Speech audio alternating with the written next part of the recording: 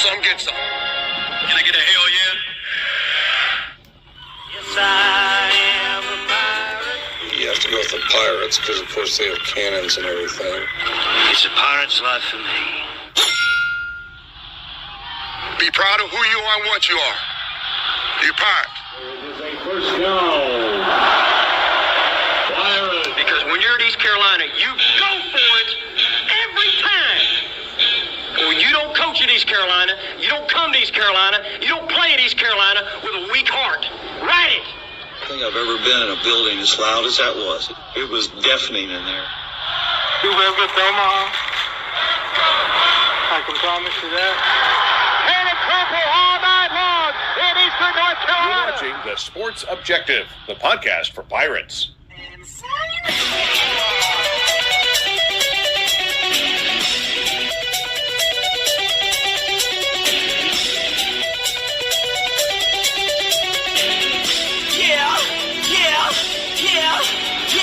My heart is purple and gold. I'm a pirate down of my soul. And I don't back down, not at all. Find out when the cannons explode. All right, welcome into the Sports Objective Extra Innings here on a Sunday night. And we're having lots of fun pregame. So we'll continue that on the show. We got to have something to laugh about. Pirates only win 1 out of 3 down in New Orleans. They've lost 3 straight series to the Green Wave. We'll talk about that. Let's bring in a man that's going to bring us lots of laughs tonight, one way or another. Kyle from LaGrange Barber, how are you, sir? Dave, could be better in terms of Pirate baseball, but you find out before the show that even almost 40 years later, and after she's gone, Mama's always right. But anyway. That's great. That's great, Kyle. Anyway, guys, disappointing weekend for the Pirates, 1-2 in New Orleans. 2-2 on the week. Yeah, 2-2 with the win over Duke. If you could have just found a way to win today, as I said before the show, you know, when Grady, thank you. Grady Linnaeus, when he went down on that, when he tried to, when he should have held up at third, and he went on a ball that he should have held up on. But had he scored there, I think the game's completely different. It seemed when he didn't score and got injured, and I'm not blaming him for the loss, but we just seemed to completely lose all momentum. And I think had things went different there, injury or not, had we scored there, I think it would have been a different ball game. But man, when we didn't get that run, third out of the inning, and he went down all at the same time, we lost all momentum and just never got it back. And it's a shame. Back's kind of against the wall now. Yeah. We really need to go 4-0 this coming week to keep chances for an at-large out there. But they're still out there. But we're going. We're going to get some pitching back later this month. The bats are so hot and cold. We're either on or we're off. There's no in between. But we really NC State midweek, and then who the hell do we play this coming weekend? Wichita State. Wichita, who's playing good baseball. I looked up all of a sudden. Wichita and Rice they got similar records that we do in and out of conference. Yeah, so, same record, 7-5. Yeah, and then around 20 some wins. So I mean, it's. It's a big week, and the good thing about the league being better, those RPI. Yeah, we need that. We need that right now, but we're gonna have to win these games. No doubt. Let's bring in the ladies' man, the man that I've known for almost 3 decades, Mr. Alan Vick. It will be 3 decades in the month of May, Dave, or May or July. Okay, I knew it was somewhere around that time. Yeah, tough weekend for the Pirates. New Orleans has become a house of horrors for the Pirates. We have not won a series there since 2018, and it was just a tough weekend, man. And Tulane's bullpen outperformed ours for the most part over the weekend, and we only won 1 game. So like Kyle said, now we got to have a tremendous week and kind of get back on track. Johnny Robertson, Mr. Stats, how are you? Doing well. Well, I could be doing better. I wasn't, I didn't call for a sweep. I just said I just want to win 2 out of 3. We had or 3-1 for the week. And we knocked the Duke part out of the way. And then we could have, it could have went the other way, but our bats ice cold in games 1 and 3.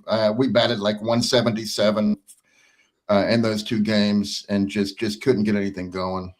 Yeah. We're not a very good road team. Okay, Kyle, that was what I was going to bring up next. We're 5-8-1 on the road. Yeah. We got to do better because so here's the news. Last season, after 37 games, currently we're 22-14-1. Last season we were 21-16, so we were a game and a half worse off than we are now. But we were 7-5 in the conference, just like we are now. But we were winning on the road. We were 7-5 on the road. Now 5-8-1. Plus, we're just not scoring a lot of runs most of those games at all. Now, the good news is, if I'm not home last year, right? Huh? We talked over each other, Dave. Ask that again. Sorry about that. I was just saying we were a much better team on the road than home, if my memory serves me correct, right? Last year. Oh, we were much better on the road than we are this year. But we weren't better overall. No. That's what you're asking. I'm saying as far as our home, aren't we doing better home-wise than we were last year? Or we would have to have the same record, being we were better on the road last year. Yeah. And I guess the good news is, if I'm right on this, the majority of our conference series left are at home, aren't they? JR, Dave, whoever has the schedule. Yeah, well, we got 3 out of 5. There you go. That's good. And one of those road series is Memphis, right? Yes, it is. Correct. So that's good. That's good. Yeah. As long as we handle business, that's good. But Wildfire is going to be there, so we're going to sweep it. We're going to. Let me tell you something. Anytime Wildfire goes to Memphis, history shows all hell's going to break loose. He's potentially going to be under a ring with a 6-pack of beer and a bucket of chicken and a bucket to poop and piss in, based on history of Wildfire in Memphis, Tennessee. That's right. That's right. Does anybody know about that Justin Butts story? I guess not. That's what happens.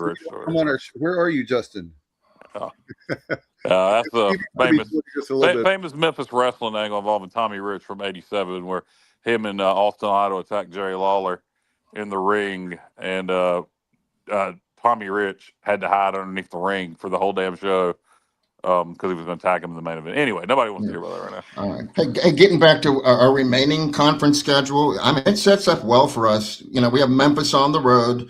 You want your weaker teams on the road. We have FAU to close it out on the road. Their RPI is actually worse than Memphis now. Those are the 2 worst teams in our conference RPI-wise.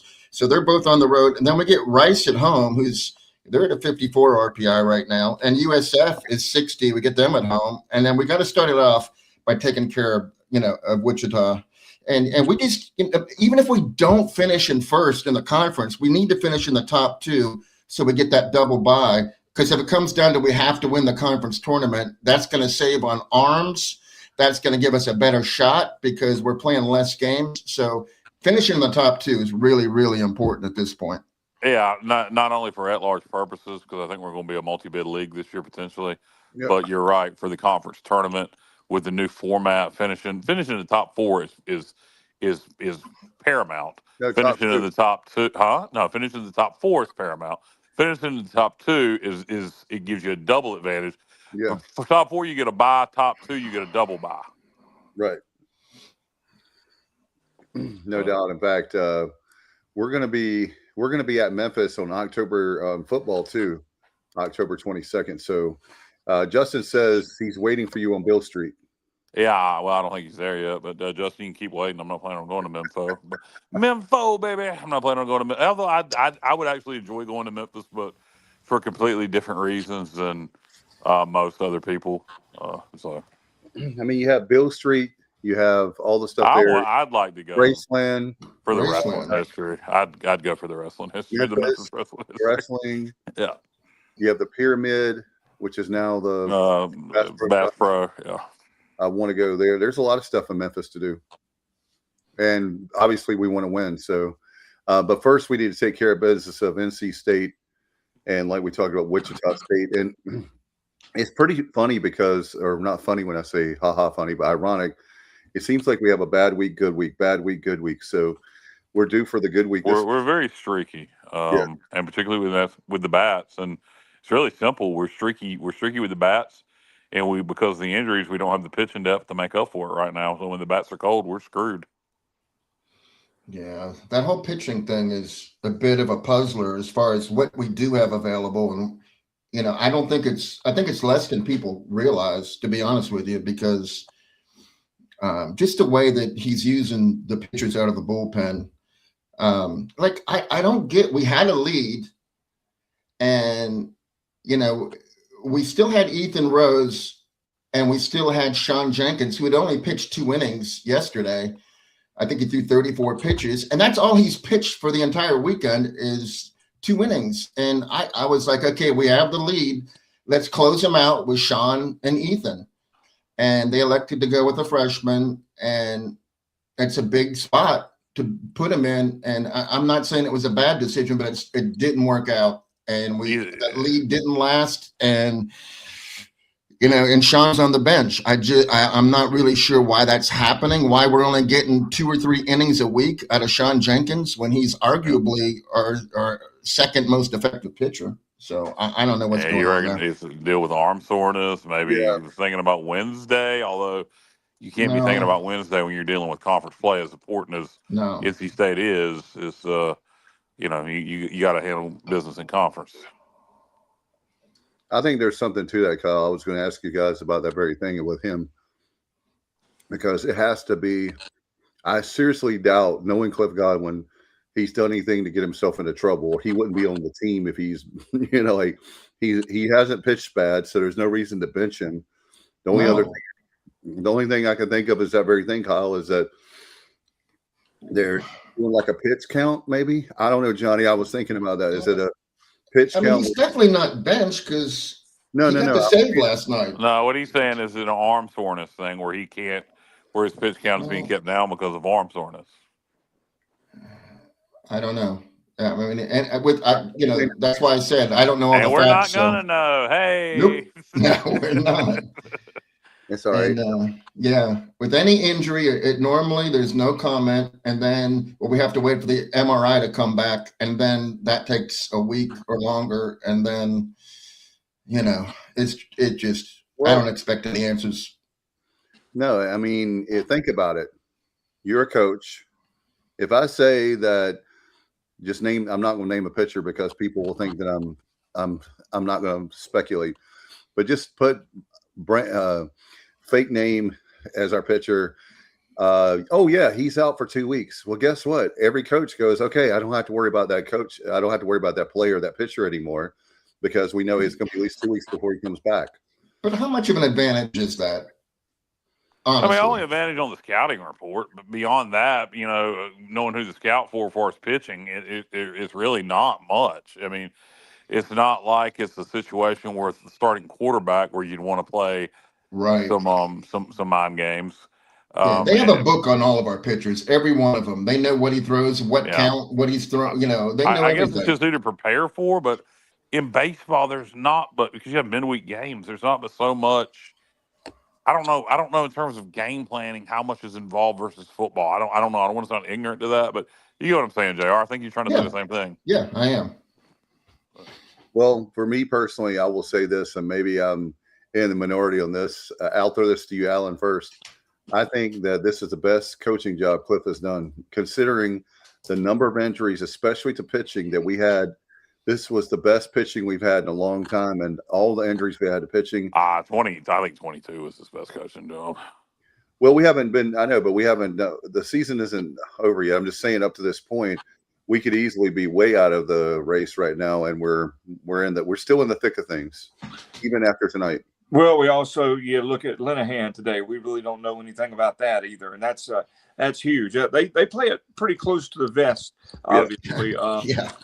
Watching that injury, first of all, it looked like it just sucks because he was playing so well. He was, it was on a hustle play, and he probably should have stayed where he was, and he didn't. And it's just a bummer. So hopefully it's just there's nothing to it, and he'll be okay. But I hope you're right, Alan. But it just sucks, and it's New Orleans. I'm telling you, the place is haunted down there. Man. Somebody just said Grady will be okay. Hopefully they know. But let's hope so.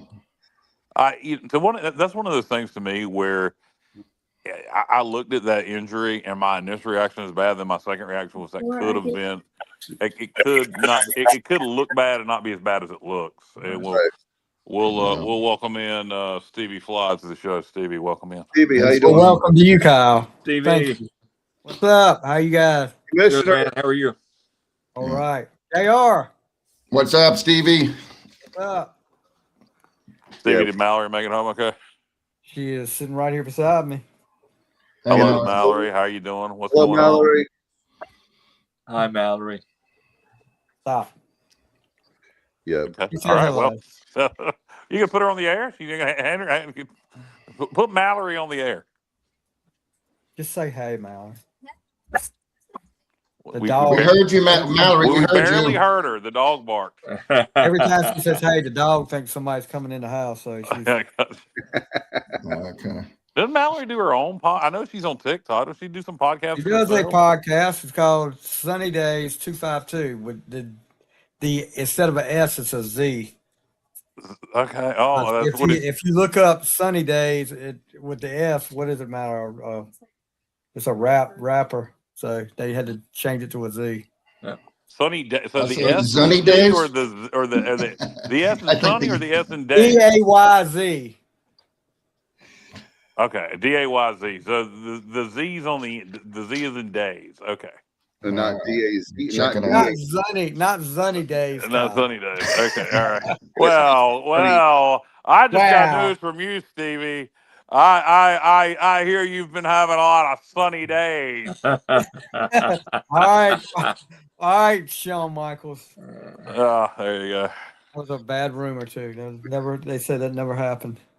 Between Sonny and Shawn, who knows? Sonny and Brett. Sonny and Shawn. Sonny and Shawn. Now that was Sonny and Brett. Yeah. Yeah. If it didn't happen, he was the only one. Very true. Yeah. Very I true. agree, Kenny. He said, I agree, Kenny. A good pitching performance from Luke. And it was. How about Ethan? Ethan struggled bad against Tulane, and then, boy, man, he got himself together, because that's what I love about Ethan. Exactly. Everybody, they all call him Bulldog, and he's earned that because it's more than his physical ability. It's his mental ability. And he ended up with a terrible line due to bad luck, not due to bad pitching. Boy, and he didn't want to come out of that game. I know they made a big deal out of it.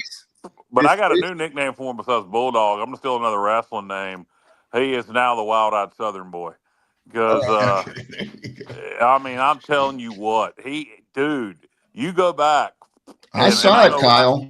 I know. But I've used Stevie. I don't think you've seen that. If somebody's got a screenshot of it, send it to me. You go back and look at that. And we've talked a lot of wrestling tonight out of context, but he looked like a pissed off 1980s baby face at that very moment. If I would have seen that look, I would have left him in. He was fired up, man. We should have left him. He was fired up. He was ready to go. He was not gonna. He was. That's when you, like you said, JR said, you leave him in that game. If he's that pumped up about that, you leave him in that game. I would have left him in. As a coach, I would have left. Well, I'm not a baseball coach, but I would have left him in. And then they bring in Weber, and not to pile on him, but they bring him in and he gives up a baseball player triple. Good observation, John. John White says, former pitcher for Gary Overton, one of the best teams in 1990. He said, if Sean Jenkins had any soreness of any type, he would not pitch during the week. He has too much talent to mess with making an injury worse. He is a possible future first rounder. It's puzzling. I don't get it. Saving him for midweek games because we have big midweek games. Like, did he throw against Duke? I don't remember. No, we got to win conference games, and he pitched 2 innings this weekend. But he did throw against Duke. 2 innings. No, I don't think that's it. And if it is, it shouldn't be. But I wanted to say about Grady Linehan though. Coming home, that was the play. I mean, he hit. Colby was upset with himself, I think, by looking at his facial expression. Yeah. He hit that ball right to the shortstop, and he hit it very hard. And the ball got to the shortstop so fast that he had an easy throw home. I mean, if that ball had taken a hop or was hit a little less, barrel on it, he would have probably been safe, but yeah, he was going on that regardless, and it sucks. There was a time Tulane just looked like, the greatest group of gold glovers in American, Major League Baseball history, at times with their fielding performances. And The they dang seem to be shift, highly Kyle. motivated. Huh? The dang shift. Yeah. They figured out where everybody, especially Yeah. Grady, the first couple of games. I mean, they just knew, and they were there. One time we beat the shift. They really, really have a pardon the term, but they really have a hard on for beating us. They Yeah, they do. They do. they have made this game very important every year, and I don't know. Tulane's got a lot of baseball tradition. We need to match that intensity and make this thing a rivalry. Well, you talk about Tulane. I mean, this was the series that was going to determine for them which way their season was going to go, I think. I mean, if they'd lost 2 out of 3 or whatever, I mean, they're below 500, and things aren't looking good. And now winning 2 out of 3, they've got the momentum, and we're the team that's going to have to pick it up and have a great week now. Yeah. No, and it's important, and you can get all the momentum back by beating the Wolf Crap on is it Tuesday or Wednesday, guys? Tuesday. Tuesday, you beat the crap out the Wolf Crap on Tuesday, and get rolling into the weekend as the Wichita linemen come to town, and see if we can take care of business. 4-0 week. I mean, after it's so frustrating because I feel like we're the much better baseball team than Tulane. I mean, they won 2 out of 3. They won them fair and square, and then they won convincingly today by 3 runs. But again, that's just we're so hot and cold at the bat, and pitching is limited, and it's frustrating you see the potential on this team, and it just how close are we, guys? I heard Igo, so we were going to get God help me out, JR. What? Our Saturday starter. Oh, Van Kempen? Gavin Van Kempen? I guess, about a week or so back, he fitted, Van Kempen back by mid to late April. Well, we're coming up on mid-April. So maybe we get him back this coming weekend. Maybe. I'm speculating based on a week or two old information, but that'd be nice. My prediction. Sounds like it'll probably be late April, not mid-April. You're hearing late April now, Stevie? I'm not hearing anything. I'm just saying it would, with us looking forward to it so much, it'll probably be late April now. Yeah. Well, that's the step series, that will be a great series for him to come back on. Let's see. Yeah, in fact, Kenny, you're exactly right. We have to have 3-in-1 weeks, like every one of them. Yeah, I know we do, and I'd love a 4-0 week this week. You got to make them some ground and conference play. And we're at home, and Wichita State's got a 152 RPI. You just can't afford to lose one of those games. And if you're going to lose one this week, NC State would be the one to lose. But boy, you'd love to go 4-0 this week. No doubt. National holiday. It's my birthday. We're not losing on my birthday. When is your birthday, Dave? Tuesday? Yeah, NC State game is my birthday. I'm gonna tell some. We were supposed to go to the NC State ECU game in Kinston for your birthday. When they were going to play that in Kinston the one time, and then it never happened. No, Wilmington. It was Wilmington. Yeah. East Carolina, Wilmington. Was it Wilmington or NC State? Damn it! For your birthday, and then COVID came. Yep. Hey, I wanted to follow up on the Gavin Van Kempen thing.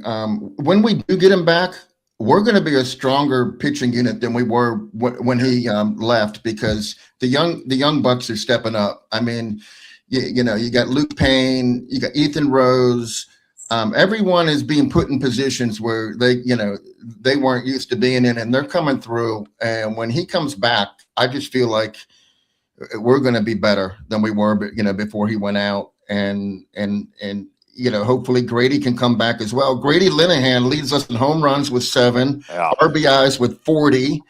And I mean, it's not even close in RBIs. The next closest guy is Jack Herring with 31. And he's hit our 2 furthest home runs. He hit one 429 versus UAB, and then he hit one 404 versus Wilmington. So he's got the bat, and he's got the fielding skills. We need him back. How about this? Is that official, Justin? Because I talked about that. Is that going to be the whole series played in Wilson, or is that going to be split Greenville, Chapel Hill, Wilson? Because Because I talked about that. I wonder if somebody Yeah. would bid on that series to just host it at one. That Wilson, if you're going to do that, Wilson would be a perfect site for it. No doubt. In between the two, well, it's closer for ECU than Yeah. Chapel Hill, but still neutral. He's saying neutral site. Well, I talked about that. If you guys remember when that You series did. went. So hey, there you go. People are listening. No, probably just coincidental, but hey, that's pretty cool. You Yeah. did it again, Kyle. You did So it again. Kyle, we'll be able to go. Surefire thing. If I have an idea, it's a good one, Stevie. Yeah. So Oops, Kyle, you did we'll it be able to again. go to livers and gizzards after the game. All right, we're gonna do that anyway. We're all gonna get together and go to a Warbirds game at some point, and whoever wants to come anyway. And we're gonna go to the liver and gizzard store. We're gonna do it. Lizards and givers, like Kyle said before. Givers. I love livers, man. They're my favorite. He said gizzards and lizards. Yeah, I did. I did the other day. Yes. I also We'll keep changing it. We'll keep changing it. It's like a different menu every day, or every week for Kyle. But you could have some livers and gizzards at the snack shack, Dave. Kyle be there. All right. Yeah. Well, for the livers, but not the gizzards. Gizzards are like eating fried leather. It's disgusting. Yeah. So Stevie, do you like the gizzards? And then Kyle likes No. I didn't think he would. Stevie's a picky eater. He eats like and a 12-year-old Kyle says girl. this every week we start talking about food. Kyle, Steven's a picky eater. He's like a 12-year-old girl. He eats chicken tenders and hey, this is Stevie. Every day, what'd you eat? It's either a burger, a sub, French fries. Burger, sub, French fries. Unless he goes to his mama's house and then it's whatever his mom cooks. That's pretty much Stevie's diet. Yeah, I eat Fruity Pebbles too. So Alan, I don't even know what the hell that was. Let me go back to That's Alan. not helping your cause, Stevie. I know. I don't know if that was serious or if that was supposed to be like a shot. I don't know what that was. Yeah, so Alan Vick, when you're looking at this team coming up, we've talked about this before with 3-1 weeks, like Kenny said. What about you? How many wins at this point from? So we have 37 games, Johnny. So we have, is that 19 left in the regular season? Yeah. Yes, sir. Right. Alan, I'm gonna put you on the spot. How many do we win? 19 in a row? That would be nice, but I think minimum at this point, the margin for error is so small. You got to go 14-5 at least. Johnny, how about you? What's you? You mean what do we have to do, or what I think we're going to do? Both. Just say what. I don't know. You go to somebody. I'll skip that. What we have to do is go 15-4. Yeah, because that's what we have to do. Because I said 20-7 the other week, so 15-4 is what we have to do. What do I think we'll do? I have no idea, but 15-4 is what I think we have to do. If we don't win the conference tournament and close the argument, there are going to be some nervous people come selection day in Greenville. It's going to be tight. Well, we'll know by then if we have to win. It's going to be tight. It's going to be tight. Yeah. Hey, the state game's not a conference game, but think about it as an RPI booster. Yeah. Oh yeah, definitely. I mean, so yeah. Okay, so Warren Nolan is saying that we're going to be, and they don't know, and they're not normally correct, but they say 36-19-1 is how we'll finish this year, and we'll be an RPI of 37, which is a little less than what we are right now. No, I think we're 38 right now. Yeah, we're 38. Well, you better do well in the conference tournament at that point. Yep, you're right. I don't know that we'd have to win it, but we would need to do well. We had to go to the championship game. It depends on what's going on around us. It ain't just depending on what you do. Right. It depends on what goes on around you. Not to mention that new format. Yeah. So you got to navigate that. Yeah, and that's what we were talking about earlier. Finishing the top 2 is the goal, but it's imperative you finish in the top 4. If you don't finish in the top 4, the chances of making the championship game are slim to none with this. Our good friend Bubba Rosenbaum from the Jungle Tales podcast. No way do we need 15-4, in my opinion. You don't think so? You think we can get in with less than that? What do you think we can get in, Bubba, as an at-large? 15? It can't be. It's got to be close to 15. No, it's that. I I'm agree. curious to know what Bubba thinks we need to do to get in as an at-large. Hey, Kyle, I didn't give an opinion, but I was leaning towards 15 as well, to be honest with you. I just didn't want to put it out there because I get that they think that I have too high expectations. But I feel like that's where we got to be. I'll agree with. Well, y'all haven't said your number, Justin. You're agreeing with Bubba, but what is your numbers? 12, 13 wins for Justin. We're dead in the water. I might say something about getting fired up. Hey, Wildfire's going to Memphis, Stevie. So you know what the hell's going to happen there. Oh, I saw his reservation. Well, just think about that. Wildfire in Memphis. Okay. Oh, you better watch out. Jared Lalo will be looking for him. Exactly. Right. Take 2 out of 3 every series. What about the midweek performance? Yeah. Look, I hope Justin and Bubba are right. I really do. Believe you me. Yeah. We can't take 2 out of 3 against Wichita at home, though. That's what about Memphis? What if you take 2 out of 3 against Memphis? There's got to be. Other teams are losing too, though. So, Kyle, that's another reason I didn't want to give a number because it's crazy. Teams are losing. Look at the top 10 and look at how many top 20. And maybe that's where Bubba is. Maybe that's what Bubba's. Yeah, it's not just us. I don't know why it is, but teams are just nobody's consistent this year. Nobody. Everybody. You think it's UCLA. Besides the injury effect, which is our problem, but do you think just the NIL transfer portal thing's now creating a lot of parity in baseball?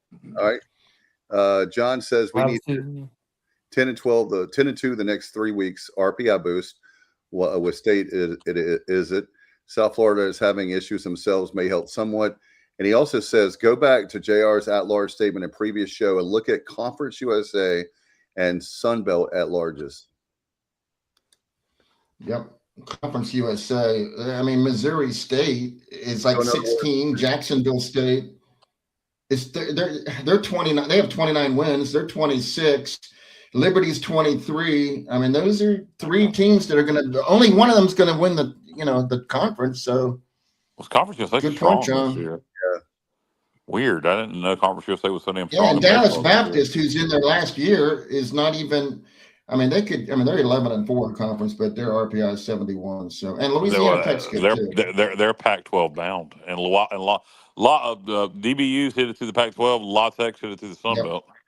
Yep. Justin Butt says sweep of Memphis. Wildfire said will be good in Wichita, but the way the conference is 2 out of 3, you will be fine. Yeah. I think what Kyle, what we're all saying is this. Like Alan said earlier, to give him credit, you don't want to be waiting on selection show on Memorial Day Monday. And are we in? We usually know that we're in as to whether we're hosting or not, or who are the other teams if we are hosting, or if we're in but we were having to go somewhere. Who are the other teams? What regional are we going to be in? I don't think we got to worry about hosting unless we just get on fire and win out. No. I'm not. I'm past that point. I'm talking about just the fact that I'm talking about. He's talking about it years past. We already know. I understand. I know. I was making a statement. Yeah, it's going to be depending upon what happens in the conference tournament. There's going to be a lot of teams, not just ECU. This year probably the margin is so razor thin. There's going to be a lot of nervous people in a lot of spots Memorial Day about noon. No doubt. There are going to be some good baseball teams left out. And let's make sure that we're not one of them. Yep, and only we can prevent forest fires, Smokey Bear, and we gotta get going. I mean, we talk about it every time we're here. We won 6 out of 8, 7 out of 9, whatever it is, and that's not bad. But now, the rubber meets the road here. Seriously, we have no margin for error now at all. This is a crucial. April obviously is a crucial month because it's setting us up nicely for the conference tournament and the NCAA tournament. And I will say this: by the way, I was talking to you guys earlier, but I have to give credit where credit's due. For one thing, for Tulane, their announcers were some of the best we've had in a long time for their crew. I know. Yeah, their ESPN Plus crew was good. The play-by-play guy was really good, and the analyst was had a nice little Cajun tone to his voice. I want to hear their analyst and Coach O do a game together. That would be awesome because he was saying out also. Yeah, he did. They both out. Yeah, around the boat. Yeah, out. Yeah.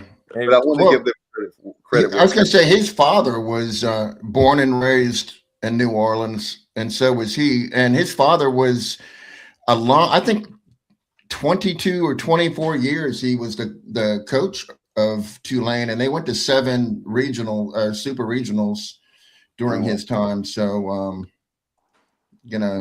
he comes from and he played baseball at Tulane. He was an infielder, and then he coached himself, so he knows what he's talking about, and he's got an interesting way of looking at things, and he's kind of down home and folksy. I liked him. Very good. Yeah, I did too. It's most of the time you have the broadcast is not quality, or the announcers are so much homers that it's just like you want to throw something at the TV. But I have to give them credit where credit's due on that. Great production, great video production by the folks at Tulane too. Yeah, I was going to say they mentioned the play-by-play guy, and I'll look up his name. He made a stat today that we've made, which is true, 9 out of 10 regionals. And Coach Godwin, I'm not knocking that. But our fan base and Coach Godwin doesn't want to get to a regional. We've been there, done that, not to super regional. We want Omaha. And so my thing is, when I hear that stat, it's great, but I'm tired of hearing about that. You know what I'm saying? You shouldn't be, though, Dave. You shouldn't be. He's the only manager or coach. It's college. He's the only college coach that has gone to a regional 7 consecutive years in the past 7 years. Nobody else has done it. It's hard to do. I think we're spoiled. It's hard to get to a regional. I'll take it. I'll take it. I'll take it. I'm not knocking. It's a great stat. I'm not knocking. What I'm saying, but Omaha's going to happen when we don't expect it. So maybe it's this year. Who knows? I'm just simply saying that I'm not knocking that. It's great, and it is great to have that. All I'm saying is, we are trying. In other words, if we were a program that had been down and out and we hadn't made it a regional in many years, then it's kind of like with Kyle when we were starting the podcast in our first football season. We have Scotty Moe, and we were, we're going to make a bowl game. We're going to make a bowl game. Well, at that time, a bowl game looked so far away, right? And we finally got to a bowl game, and now we're looking at conference championships. We can win conference championships with baseball, regular season, and the tournament. And we have the ability to, in the past, to host regional, super regional. I'm just simply saying I know what they're saying. I'm just saying our prize is more than the regional. Yeah. Ours is on super regional and beyond. Yeah, I'm sorry, Dave. I came a little too strong at you there. I apologize. I did. But I'm happy that people are telling everybody that may not know that what we've accomplished the last 7 years. There might be people that don't know it now, so sing our praises. I don't mind. Dang, JR, I've been saying that for a year, how long myself, that we're going to go with it. Like, I might have heard it from you, Justin. I think everybody's been saying we're going to go when we least suspect it. I kind of doubt that, because when I would least suspect it is when we're not in the NCAA tournament. So I don't think we're going to go then. If that ever happens, what will probably happen, I think, is what most people are saying. It's going to be when we're going to, it's going to be like when we almost went when we lost the Supers in Lubbock. It's going to be one of those years where we're not hosting and we get in as a 2 or a 3 and we make it in. I think that's what, because I think that's what everybody says, because in 22 we had it done at home against Texas. So I think that's what everybody says. We're going to go when we least expect it. Well, no, most likely we're going to go when we have a really damn good baseball team. So Travis Watkins doesn't hit that walk-off, then we wouldn't have gone to Lubbock. I mean, I know that was that was a magical moment. I mean, that whole. So if you get hot like that, Cliff's teams, that's one thing about Cliff teams. They will get hot, and we just got to catch fire one time at the right time and keep it rolling through the Supers, and that'll happen at some point. I certainly haven't given up hope at all. And in terms of them pointing out about how many regionals we've been to under Cliff, no, the goal is Omaha. But making that many regionals, it isn't a Cliff Godwin thing. This is happening, when Billy Godwin was here, when Randy Mazey was here, going all the way back to Coach Overton and certainly Coach LeClair. There's a reason we've been to the most NCAA tournaments, the most regionals, without making it to Omaha. I mean, it's at this point, it's become a thing, and one day we will make it. It's a dubious statistic. It's certainly something to be proud of to go to that many regionals. It certainly is something to be proud of. But yeah, the goal is Omaha. But you can't get to Omaha if you don't make it to the regionals. Well, going back to what Dave said about making the regionals is good, and that is hard to do. But do we want to become so complacent that we made the regionals? We can't be satisfied with that every year. I mean, it is a hard thing to do. It's kind of like I compare it. I mean, everybody knows I'm a big Steelers fan, and one of the things that got celebrated for 18 years was Mike Tomlin never had a losing record. Well, yeah, but he never won a play. He didn't want a playoff game for the last 8 or 9 years either. So after a while, when you don't make that next step, some people, and I'm not saying I am or anything like that, but I know some people may be like, well, if you don't take that next step and get there, it just becomes like, all right, what are we doing here? We're not moving forward. Kind of like when the Steelers don't get to the Super Bowl. Well, when they do, JR, not just the Super Bowl, but they haven't won a playoff game in well, that's true. In the last 7 appearances. That's what I was talking about. Everybody made a big deal every year about Tomlin. Oh, when he got to the 9th game, he's got another season where he didn't lose. He had a winning season. But if you don't win, but 9 or 10 games, don't win a playoff game, that's after a while, it gets old. Yeah. Yeah. And I'm not saying by any means that Cliff Godwin's it's getting old there. No, I'm just saying I can understand what some people, what Dave's point was about just making the regionals. Yeah, the goal is to move beyond that and go to Omaha. That's always the goal. I mean, we're not satisfied with just making the regionals. No. Right. Exactly. We've been knocking on that door for a long time, and if we continue to win, I mean, it's not a cliche. One day we're going to kick, like Bum Phillips said, we're going to kick that door down. I mean, it has to happen. Yeah, there's just no way. Well, it's in our intro. We're going to get Coach LeClair. We're going to get to Omaha. I can promise you that. I mean, it's it's going to happen. I mean, there's no way. It's one of the great anomalies in sports statistics. If you really think about it. Yeah, it is. I agree. It's just, I mean, there's really no rhyme, no reason as to why we haven't been to Omaha. It's just, but it's coming. There's no way we can have this much success for this long a period of time and not get there. Yeah. Yeah, and I don't want to sound like, and Johnny, I'm sorry if thank you, Stevie. You made the point better than I did. But I'm not saying that. I'm not saying it's not a big deal to make a regional. I know, Dave. I know that. I only got mad left. We've got to. I'm just saying that for us, that these losses hurt. It hurts the coaches and players way more than it hurts us because they're doing it every single day. And I believe that look at our last year.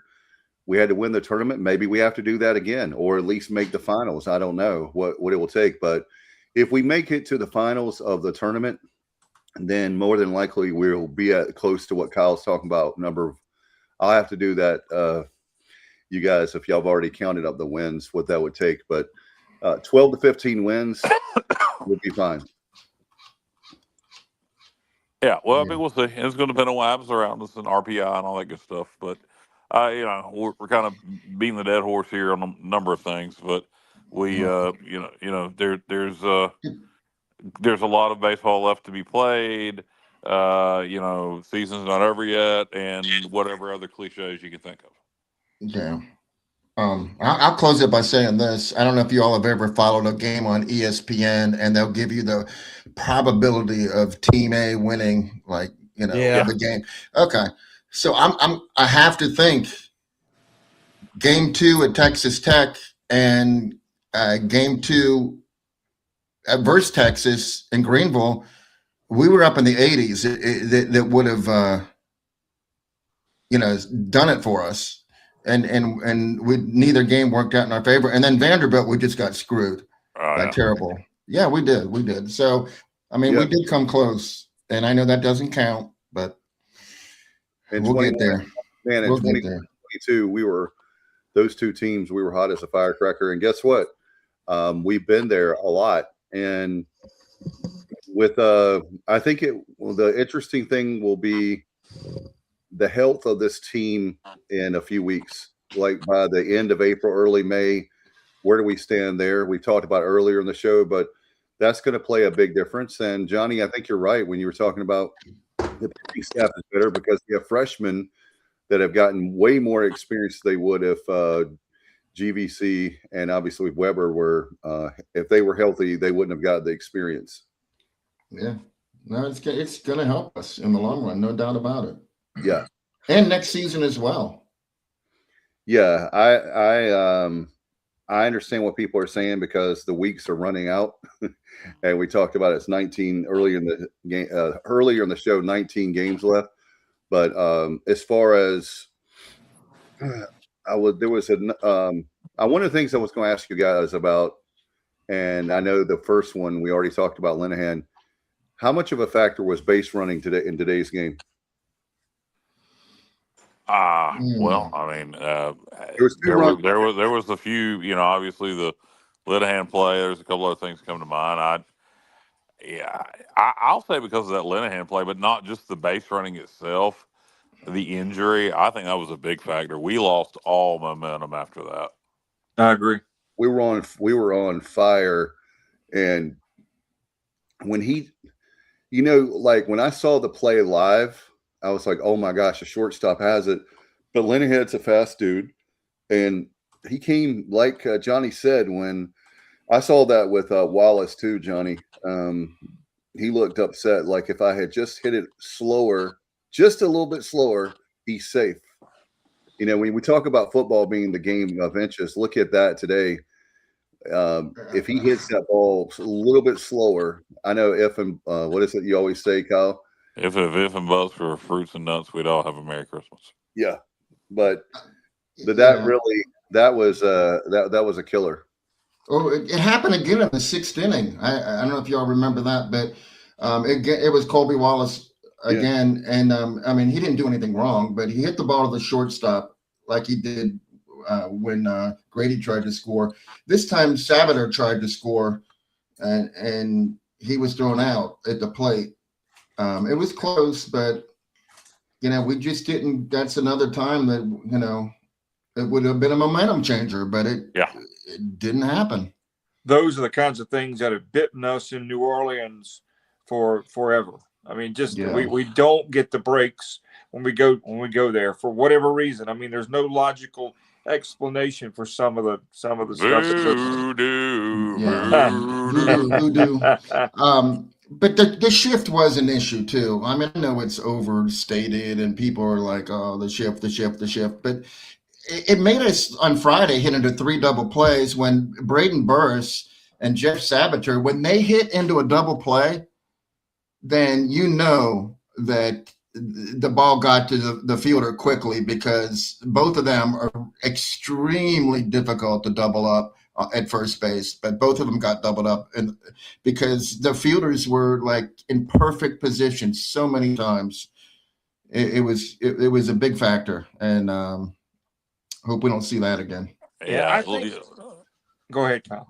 Yeah, losing 2 runs at the plate is, well, it's a killer. You're not going to win baseball games doing that. Something we haven't talked about is, I mean, they were not horrible, but the bullpen was not good. I don't think overall.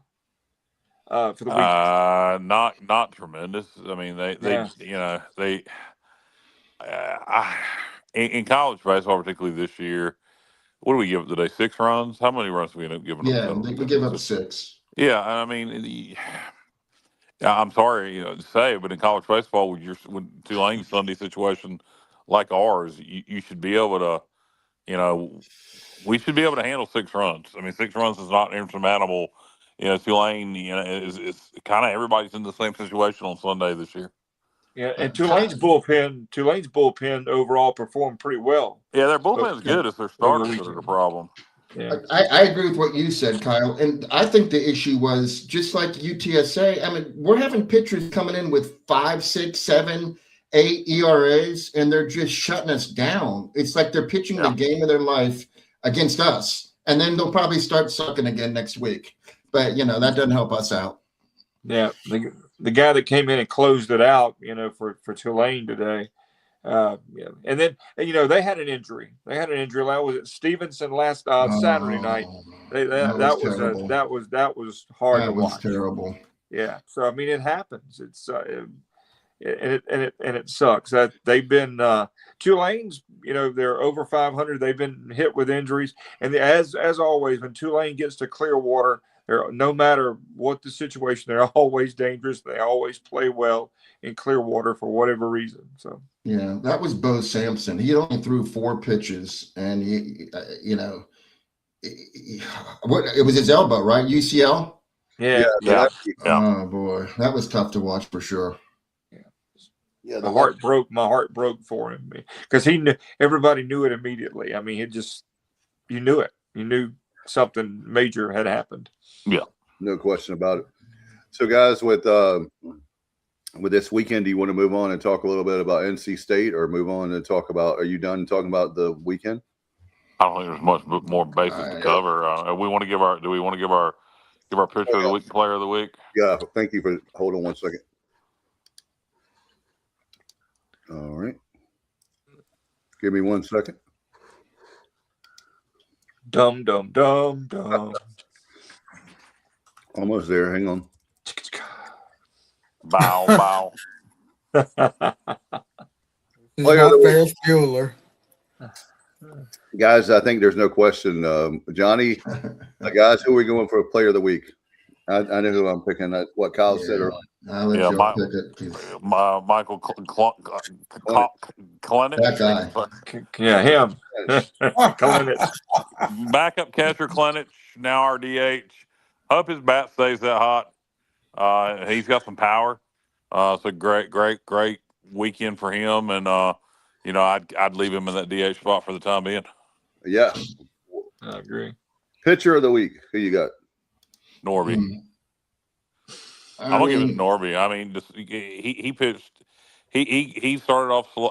This is y'all go ahead with who y'all think, but I don't blame Norby for what happened late in that game, and we won it. It was his start, and just that determined look on the mound. I give it to Norby.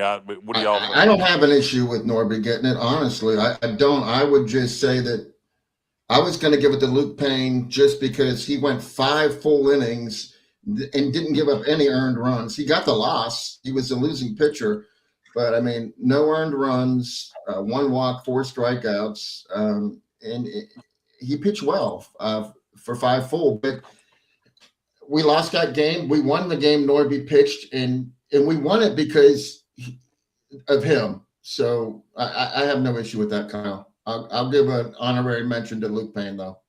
I was going to say that's definitely Luke Payne. That's why you feel bad as someone that my great uncle was a pitcher. He lost a lot of 1-run games, and it's because you don't have the bats. It doesn't matter how great a pitcher you are, meaning that we do have the bats. They just need to be hot. And by the way, Johnny, how's our stat that you have your stat of how we start out with the first 3 innings scoring? Remind me which stat that was. What did we score when we score in the first 3 innings? Our record is very good. When we don't score in the first 3 innings, our record is really bad. Yeah, I'm sure it took a hit. That took a hit this weekend because we did score when we lost. I mean, we did. Yeah. So I might have to. That one is going to be less impressive after this weekend. Okay, well that's fine. I'd rather for it be for our team. I'd rather for it be less impressive because that means hopefully we're getting better. And there were some other teams in the What? conference that had really bad weekends. Look at Charlotte. Yeah. Charlotte has fallen off a cliff. No pun intended. UAB had a rough weekend. Wichita State held UAB to 7 earned runs in 28 innings. That's a 2.11 ERA. I will probably get red hot Wichita State. Yeah, thank you, Kyle. But not only that, we need to have, by the way, coming in with the spirit of Glenn Campbell. Saturday is our spring game for football. So we need a lot of people to show up Saturday afternoon for that ball game and walk over the parking lot to the baseball stadium. You mean the Great Pirate Purple and Gold Pigskin Pig Out Party, the biggest event in the East? Yes, sir. At least that's what it used to be. We're having, by the way, Alan, we're having elephants. We're having a bikini contest. Wet T-shirt contest. I'm participating. Let's play Case Great guys are going to be there from Miller. All right. We're going to have the Temptations and Four Tops. We're going to be doing a concert. I mean, is there any way you could get Slim Whitman and Zamfir to come by? Slim Whitman. We're gonna get in that time machine and go back in time, baby. That's right. The simpler times back when we had. But that's a great point, Kyle. We talked about that, I guess, Wednesday night after Corey.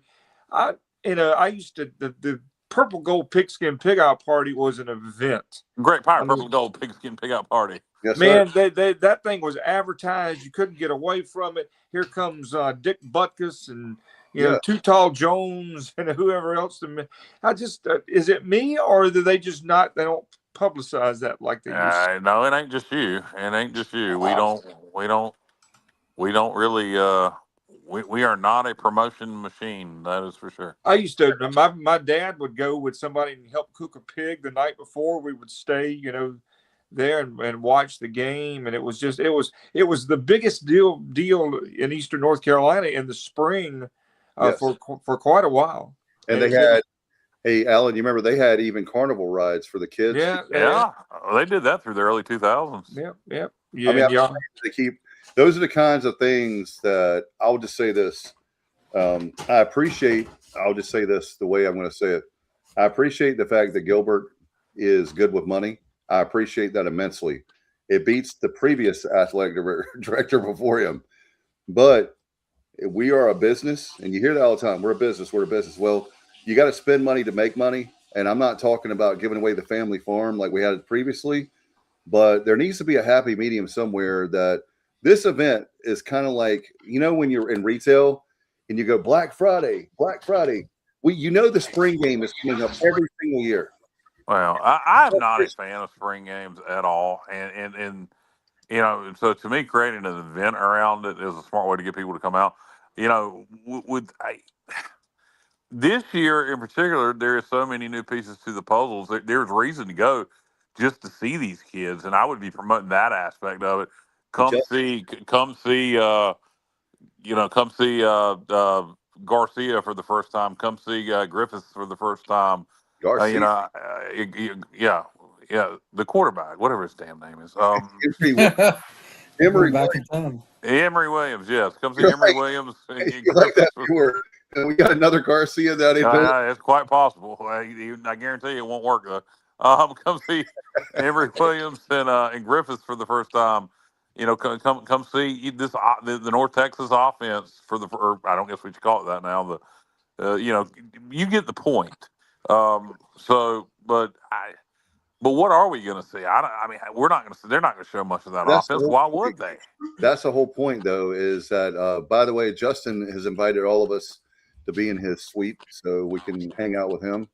But the problem is that it's come to a fact now that the spring game is now just a practice, and if you didn't have baseball. What drawing card do you have other than baseball? And they get mad when you say that. But if it were me, who gets mad when you say that? I'm just saying that there's nothing outside of baseball. What is there to do? Nothing. I mean, they don't do it. They don't create anything around the spring game. They used to broadcast the spring game on the radio. Oh, I know. I remember. And that was I mean, that was something you look forward to. You get your first glimpse of your brand new team, and that again, I don't know why it's. I know why it's become less of a thing. And what I would probably do, and this year I think it would be easy and wouldn't even take a lot of effort. Yeah, you won't. I'd like to see carnival rides and bands and all that kind of stuff. But this year, I would promote the hell out of coming out and seeing that we've got this many new players from the portal. We got 2 new quarterbacks. Let's do a Meet the Pirate. We didn't even have Meet the Pirates this past year. Exactly. Let's do Meet the Pirates incorporated with the spring game. Yeah. I mean, there's what. By the way, what happened to Meet the Pirates? Why did that go away? Mike Houston. But let's well, he's gone. Let's incorporate Meet the Pirates in the spring game. I mean, particularly right now with the portal thing, getting to see these kids for the first time, getting to know them, getting to meet them. They need to get initiated. Not initiated. They need to get initiated. They need to get to know Pirate Nation just as much as we need to get to know them. Yeah, that was a great family event. The Meet the Pirates was bring the kids out and they give away stuff and get pictures and autographs. Yeah, incorporate it with the spring game. Kids loved it. Loved it. Does anybody know the reason why they stopped it? Last year was the first. You said Mike Houston, Dave. Last year was the first year I remember us not having it. I thought it was. I don't. Maybe I'm wrong. I thought we had it under Houston a couple of years. Yeah, I don't know. I say Houston era, but maybe I'm wrong. I say if I can't imagine Blake being. I don't want to do this Meet the Pirates crap. That doesn't seem like him. But hey, and do you think it's got anything to do with NIL? I don't know, but I will tell you this. I was getting ready to say. I just thought of that. If it were me, I mean, why not have guys taking pictures and if you can do it and $10 a picture, $20 a picture, whatever. Oh, hell no. You think, Kyle, you talking about NIL, you think the players might think they need to get paid to make that's what Dave was just saying, $10 a picture, something like that. That's what I was talking about. But hell no, I pay you enough, by giving. I'm not going to go pay you to get my picture taken with you. And how do they stop it? Anybody can take a cell phone out and snap it. Well, take it with them. Yeah. Still, you walk by and take a selfie. Yeah. But I don't know. That probably isn't the case. I don't know, but I say incorporate it with the spring game. How about we? You could have and you could also have. Yeah, that would be the perfect opportunity to do that. Yeah. Also, you have that concert. Where we have the new tailgate plaza. You could have people tailgating. You charge them for that meal. You have a really good band, and you could even have. And Kyle, we were talking about. You can even have a band in Williams Arena that night, or you could have a huge concert after the spring game, like that night, 8:00. That would be hard logistically, but whatever you have to do to, have fun and have people there, and then just that's the thing, make it an event, make it exciting. There's people want to be. Well, I use the next weekend, and I'm not a fan of Parmalee's current music. I think it's garbage, but the next weekend, Parmalee is going to be in Farmville, the Dogwood Festival, $25 a ticket. Why not do that for the spring game weekend? Now, somebody told me recently, and I don't, somebody get this Parmalee. Hey, clip this. That they, were talked to about doing a yearly fundraising concert for ECU with athletics and turned it down. Now, I was told that. I don't know if it's true. I'd like to find out if it's true or not. At one point they had a great relationship with the school, so I don't know if something happened there or if it's just bad information. But if that's something that we pitched them and they turned down, then screw them. But something tells me that that's not 100% accurate. And if it is, if it is accurate 100%, then I hate to hear that. I don't. Yeah, that doesn't sound like you said 100% correct. I don't know what it could be, a scheduling issue. Who knows? But they used to do a show locally in their area, like here in our area in Martin County, and they're not allowed. They were doing like a free concert, where people can come over, kind of like a private party kind of thing. And their record label made them. They can't do that anymore, as long as they're under contract with that record label. I don't know if the record label. I'm not trying to speculate. I have no idea. But I don't know. There's nothing worse in music than major labels. I hate major labels. But Anyway, I did have. Did you guys see what Justin sent us about the brawl with UTSA and USF yesterday? Saw that. Eight players and coaches were ejected. So, for example, UTSA has a game with. It'll come to me in a minute on Tuesday night, and they literally. It's pretty sad because. They're going to be missing. I guess those guys won't be able to coach or play for one game. Is it obviously it's a midweek non-conference Baylor game? Yeah, Baylor is who they're playing on Tuesday night. Yeah. But sucks for them, I guess. Yeah. Hey, you got to know how to behave yourself and control your emotions and whatever. I mean, when you act like a jackass, it has consequences on both sides. I mean, I didn't see what started it, but really, you got to take that into consideration as a team. You got to say, hey, is this worth, going out and losing 7 or 8 players, over whatever happened? You got to be able to control yourself. Well, your adrenaline gets pumping, and you're in your 20s. I mean, it's yeah. But still, you got to, especially you get paid now. Wow, what in the world? Yeah, you're getting paid now too. I mean, that's another thing. You're getting paid, and you're gonna have to sit. So are they gonna deduct that money from their oh yeah, that's a good point. Yeah. Whatever, Probably not. Yeah, because that's certainly in most industries. If you don't perform, you don't get paid or whatever. But I get it. The emotions happen. They're young. There's a lot of testosterone going on. I'm like you, Alan. You got to think about. I know your adrenaline gets pumping and everything, but after it's over with and the adrenaline's gone down, you think about how stupid you were because you just cost not just you, but you cost your team. You put your team in a bad situation. Yep, just like in basketball when you leave the bench. It's the same thing. Football now too. You leave the bench for football, you're same thing. I found that out. Self-control, man. Got to be able to have a little bit of self-control. Sheena Easton.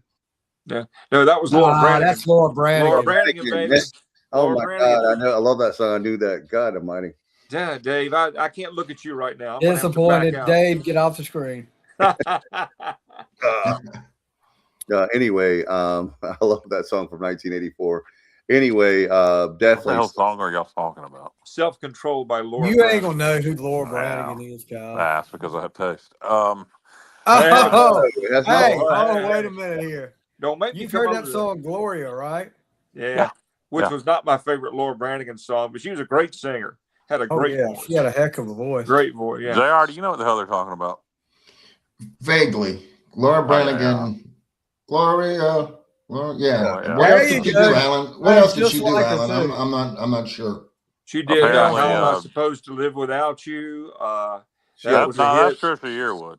No. No, it isn't. No. Yeah, and how am I supposed to live? That's How Do I Live. It's How Do I Live. Okay. All right. How Am I Supposed to Live Without You was originally a Michael Bolton record, and Laura Brannigan. God Almighty. He wrote it. JR. Can somebody please clip Kyle singing Michael Bolton record. JR, you listen to any Blackberry Smoke lately? Absolutely. That is Christ. I listened to some yesterday. Hey, What'd you listen to, Stevie? As long as it's not I listened to Blackberry Smoke, Waiting for the Thunder. Well, there you go. As long as it's not Ward, you would believe me. Ward Davis could write a song. Hold on. I gotta pour myself a shot. I didn't mention him. Dave did, but you talking about one of the greatest songwriters in modern country music. I've heard it. Freaking break. Sent it to me like 2 years ago. How did that Paul Coffin guy? Screw you, Stevie. Hey, Stevie, what's Rascal Flatts doing these days?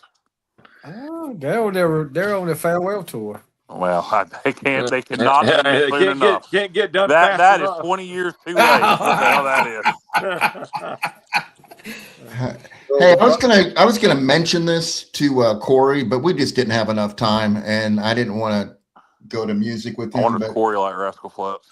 The New Orleans Jazz Heritage Festival is coming up, and listen to this lineup. Okay, you got David Byrne, Stevie Nicks, the Eagles, Rod Stewart, Tyler Childers, Kings of Leon. Ain't none of that jazz. No, it's not. Hey, no, Kyle. Nobody would come if it was just jazz. They've been doing this for like 50 years, and it's national. The Eagles. Glenn Fry's dead. What do you? Who's the same Eagles that are getting $700 a ticket right now. Yeah. So you got Joe Walsh and at their shows. Timothy B. Schmidt, Don Henley. Yep. Henley. I love him. Oh, I didn't know Rod Stewart was still performing. Hey, I like saw Don Rod Henley's Stewart. solo I saw stuff. Rod Stewart last July, and truthfully, really, seriously, he's 80 years old, and he was fantastic. Yeah, and Tyler Childers, David Byrne, the Black there Keys, for Tyler Childers. Tedeschi Trucks Band, Widespread Panic, Wow. Earth, Wind, and Fire, Jason Isbell, who I really like, Alabama Shakes are great, the Isley Brothers, Herbie Hancock, Ziggy Marley. Wow, they're going way back here. How long does this thing last? It's 2 weeks. 2 weeks. 2 weeks. 6 months. It's Thursday, Friday, Saturday, Sunday, so it's 8 days. I'll go for Tyler Childers and the Eagles. Pretty good. Vince Gill was. And I sent Kyle a list of their vendors and what they're serving up. It's you did. Some interesting victuals there. All right, speaking of interesting victuals, perfect segue. Oh, tonight, Jessica asked me. We were having dinner and she made quesadillas and corn on the cob. Oh, and so she asked me. She cooked the corn on the cob. Just boiled it in water. With butter in it. And she asked me. So this is my question for you guys. Dave's gone. He'll have to come back and answer this question. And I think everybody's going to have the same answer. If you had to drink corn water or hot dog water, which one would you drink? Corn water. Corn water. Yeah, that's what I told her. I was like, nobody's going to say hot dog water. Like, It's not even a good question because, corn water doesn't even gross me out. I'm not going to ask for it, but hot dog water. Was she thinking about Limp Biscuit or something like that? Yeah, I don't know. She was just thinking about boiled water, but who the hell would choose to drink hot dog water over corn water? Nobody. Plus, corn's got a lot of sugar in it, so it'll be sweeter. It doesn't even sound bad. I mean, and it doesn't have a film, floating on top. Yeah. It's there you go. Corn water wins all the way around. Not hot dog water for sure. Right, although hot dog water would be a great name for a band, It was an album. It was a Limp Bizkit album. It's gonna be a Limp Bizkit tribute band. Is what it's gonna be. Oh, was it? It probably already is. It probably is. You're right. Yeah, I didn't know that. Okay, then that was a dumb comment. It's not that I know of, JR, but I wouldn't doubt if it was. Hey, talking music Saturday night. Just because I'm friends with these guys, shameless plug. The 50th anniversary of the Super Grit Cowboy Band is this year. Oh, and they're going to get all of the original members together except for Don one. Cox going to be there. Don's going to be there. Curtis Wright's going to be there. That's happening at the Shad Festival Saturday night. Oh, that's pretty cool. That is actually. I'll be at Tracy Bird Saturday night. Yeah, I will not be there. Well, what time does Tracy start? 7 o'clock. Okay. Yeah, well, Grit may not even take the stage until 9. But anyway. Well, Tracy probably won't either. I mean, they got opening acts. The concert starts at 7. All right, I got you. What they should have done is had Super Grit play that with Tracy Bird and Colt Ford. Well, how about we just replace Colt Ford with Super Grit and I'll be good. Yeah, well, it's going to be. I mean, it's cool because obviously 50 years there. This is a big. I'm really looking forward to. That is cool. That is cool. If I didn't have tickets for Tracy Bird, I would totally be there. Yeah, Clyde Maddox has been a friend for a long time, and Mike Kinsey, 13, has been a friend for a long time. I'm really looking forward to it. I saw Super Grit. Go ahead, Stevie. No, go ahead, Kyle. I saw Super Grit and Silver Wings. You remember those guys, Alan? Mm-hmm. Yes. Together at the Shad Festival back in 2003, maybe. Yeah, people don't remember. People don't remember. Super Grit had 5 nationally charted hits from 1981 to 1983. There were, and the biggest hit got to number 49 nationally. She Is the Woman. Yep, I do know that. So that means they got some national. They played with everybody who was anybody in country music, Carolina by the Sea. Yeah. Oh, yeah. If you don't know me by now, Carolina by the Sea, Semi-Diesel Blues. I bought the shoes. I bought the shoes. Who actually that was recorded by several different people. Curtis Wright, has written several #1 songs for other artists.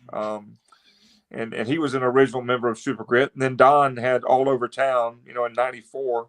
It's all over town. She's over. Super Grit just put an album out. Yeah, well, no, they just put they put all their albums on digital, made all their albums available digitally. Stevie, I was just thinking about you, Stevie. That would be a great get to have for your podcast. Yeah, it probably would be. They got a lot of.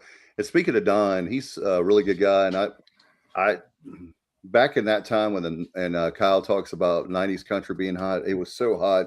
I thought for sure Don was gonna, like, when I say make it, I'm talking about like a local guy. And the problem was at that time, not as much now, as much as they controlled the mainstream.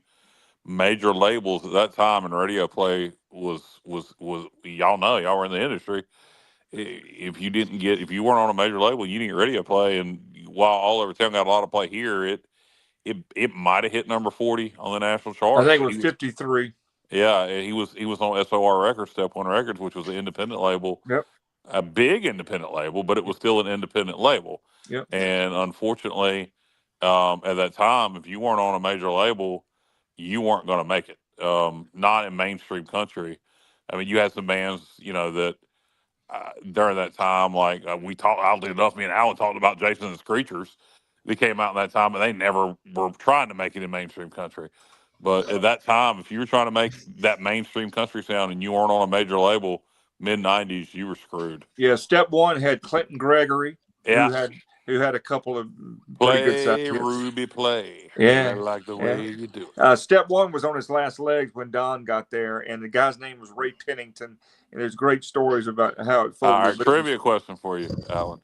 Okay. All right, so you mentioned Clinton Gregory and Step One Records and Play Ruby Play and Master of Illusions, a few other great Clinton Gregory songs. Which is a great song. That's my favorite Clinton Gregory. Master of Illusions, great song. Great fiddle player. Yeah. So, and you mentioned Don Cox was on SOR. I'm going to give you a trivia question. There was a band that charted a couple know had kind of a pop country sound, mid-'90s, that was on SOR Records. Can you tell me who I'm thinking of? I know you're not thinking about the Giesenslaws. No, very pop country sound. Where did that name come from? The Giesenslaw brothers, man, look them up. They did the very, very pop country sound. They were on SOR. Charted a couple songs. Would have been big if they were on a major label. Western Flyer. You got it. Oh. You very good. What very do I good, do? Alan What do I? Me and Alan have got to do. Somebody one night during the summer, we're gonna get up here and maybe Dave. I don't know if I trust Dave. He'll help Alan. Wow. Stevie, I don't know if Dave was. Well, how about this? Why don't we have We'll get JR. We'll get JR. All right. To play their '90s country record. Well, that's even better. That's even better. He could just look it up. Let's do that. And I can throw in some wild cards of my own. No, just '90s country. Only '90s country. Yeah. That's what I'm saying. Me and Alan. TSO music bingo. We'll do it in the summertime. And we can only play like 10 seconds of the song, then we don't get bumped off. No. 10 seconds. No, sir. 3 to 5 seconds. I like that better, Kyle. If you can't get 3 to 5 10's seconds, too much. Yep. I can name If you can't get a song in 10 seconds, holy shit! I mean, okay. I'm going to start my studying tonight after we end the show. I'm going to start. We got to do it. I'm ready. I looked up the Giesenslaws, and they've got a Christmas song called "Randolph the Brown-Nosed Reindeer." The big song for the Giesenslaws in the early '90s, and this was a song title that got a lot of airplay around here. It was called "Help, I'm White and I Can't Get Down." Help, I'm white and I can't get down. Yeah. I need some help making through the town. Yeah. Looking to see if it's in here. Help, I'm white and I can't get down. And they did a lot of the parody. They were like, I'm my own grandpa type type stuff. So Help I'm White I Can't Get Down, for anybody who ain't never heard it. It would start off as like hip hop rap, and they would say whatever the hell they were saying, and then it would go to like a bluegrass chorus of "Help I'm White I Can't Get Down." You wouldn't put the shuck on me. And I like the name of this album. I wish I had a job to shove. Yeah, that was actually a Rodney Lay and Wild West song originally. They were the backup band with Roy Clark. They were on Hee Haw quite a bit back in the early 80s. I'm going to come up with some odds. 90s country. Kyle, I'm going to come up with some odds in this Battle of the Goliaths. It's like the Yankees and the Dodgers. I mean, you two, I don't even know who the favorite would be. Like if we go 80s country, Alan's got me. No, we're going 90s. Right. Kyle's probably that levels the playing field. In the 90s, yeah. He's probably. So you think Kyle's going to be like a minus 140? I think it's going to be a pretty close fight, Alan. You got any prop bets we're going to do out there, JR? I'm going to come up with some, Stevie. Let me know. Over, under, all that stuff. This will be fun. Let's do it. It will be. Kyle is going to kick my ass. I don't know about that, dude. I really don't know about that. We'll see. I don't know. I can be bought, Alan.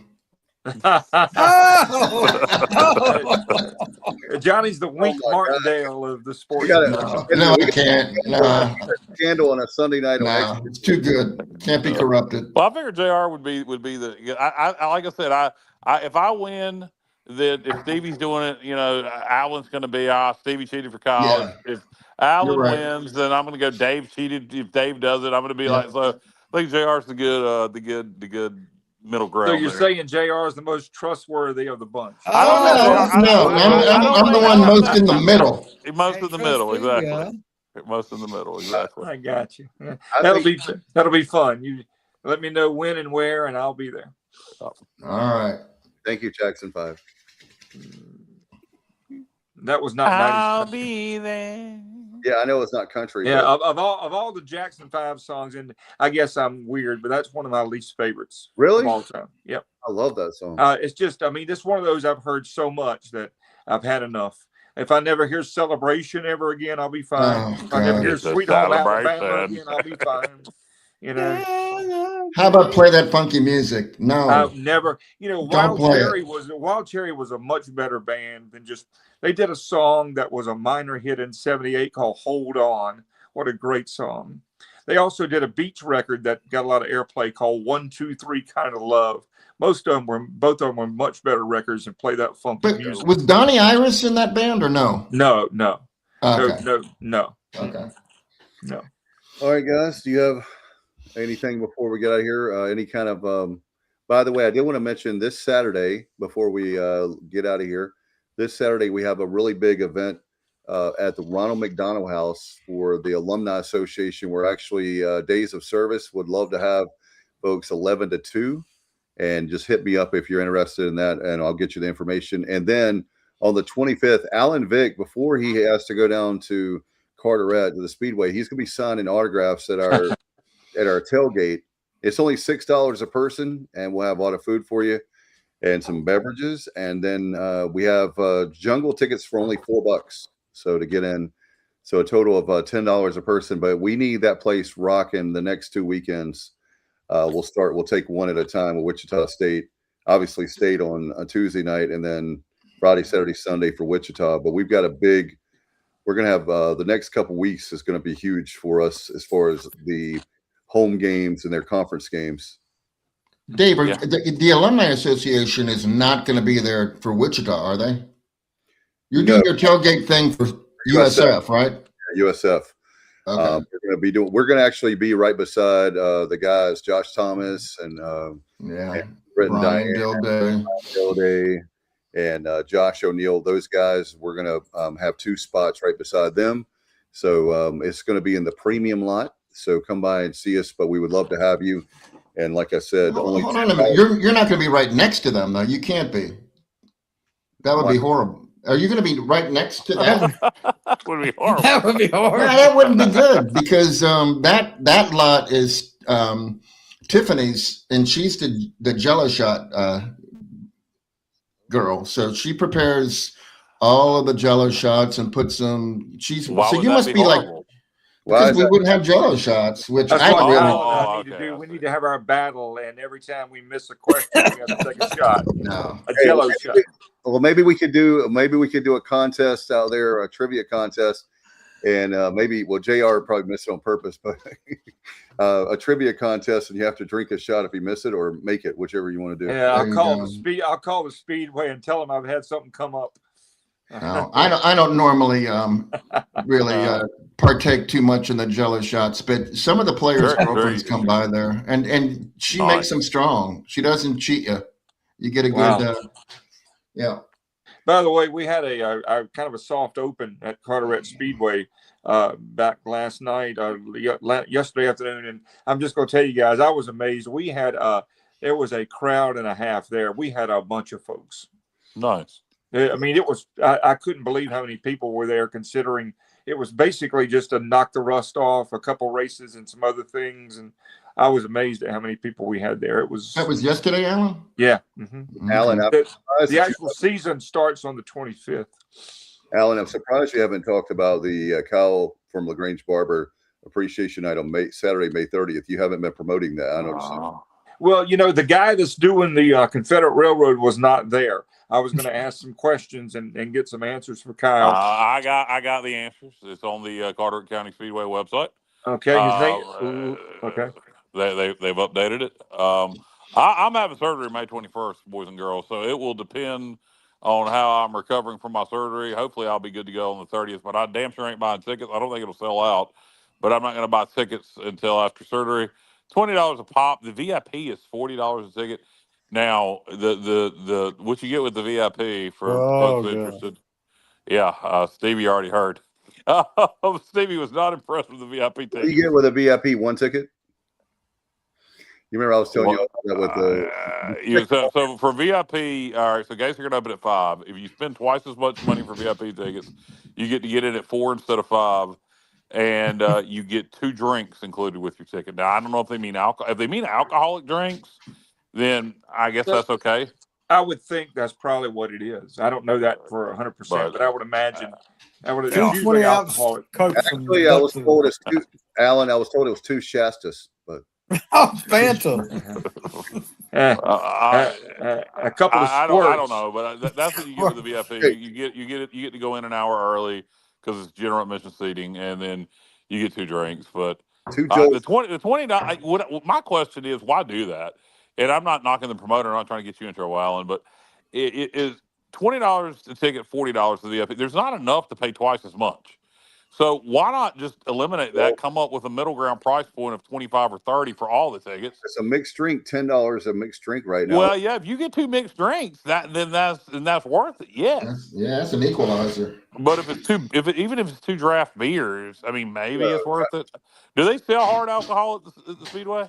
Not during the racing. It's just beer, and the like Mike's. Yeah, that's gonna be. Wait a minute, though. You have the place is called Moonshiners, isn't it? Yeah, but that. Yeah, but they don't have a hard liquor license. Well, I can tell you it'll probably be the same for the concert too, because it's hard to change that. Unless you bring in an outside vendor, and again, I don't know how those rules work.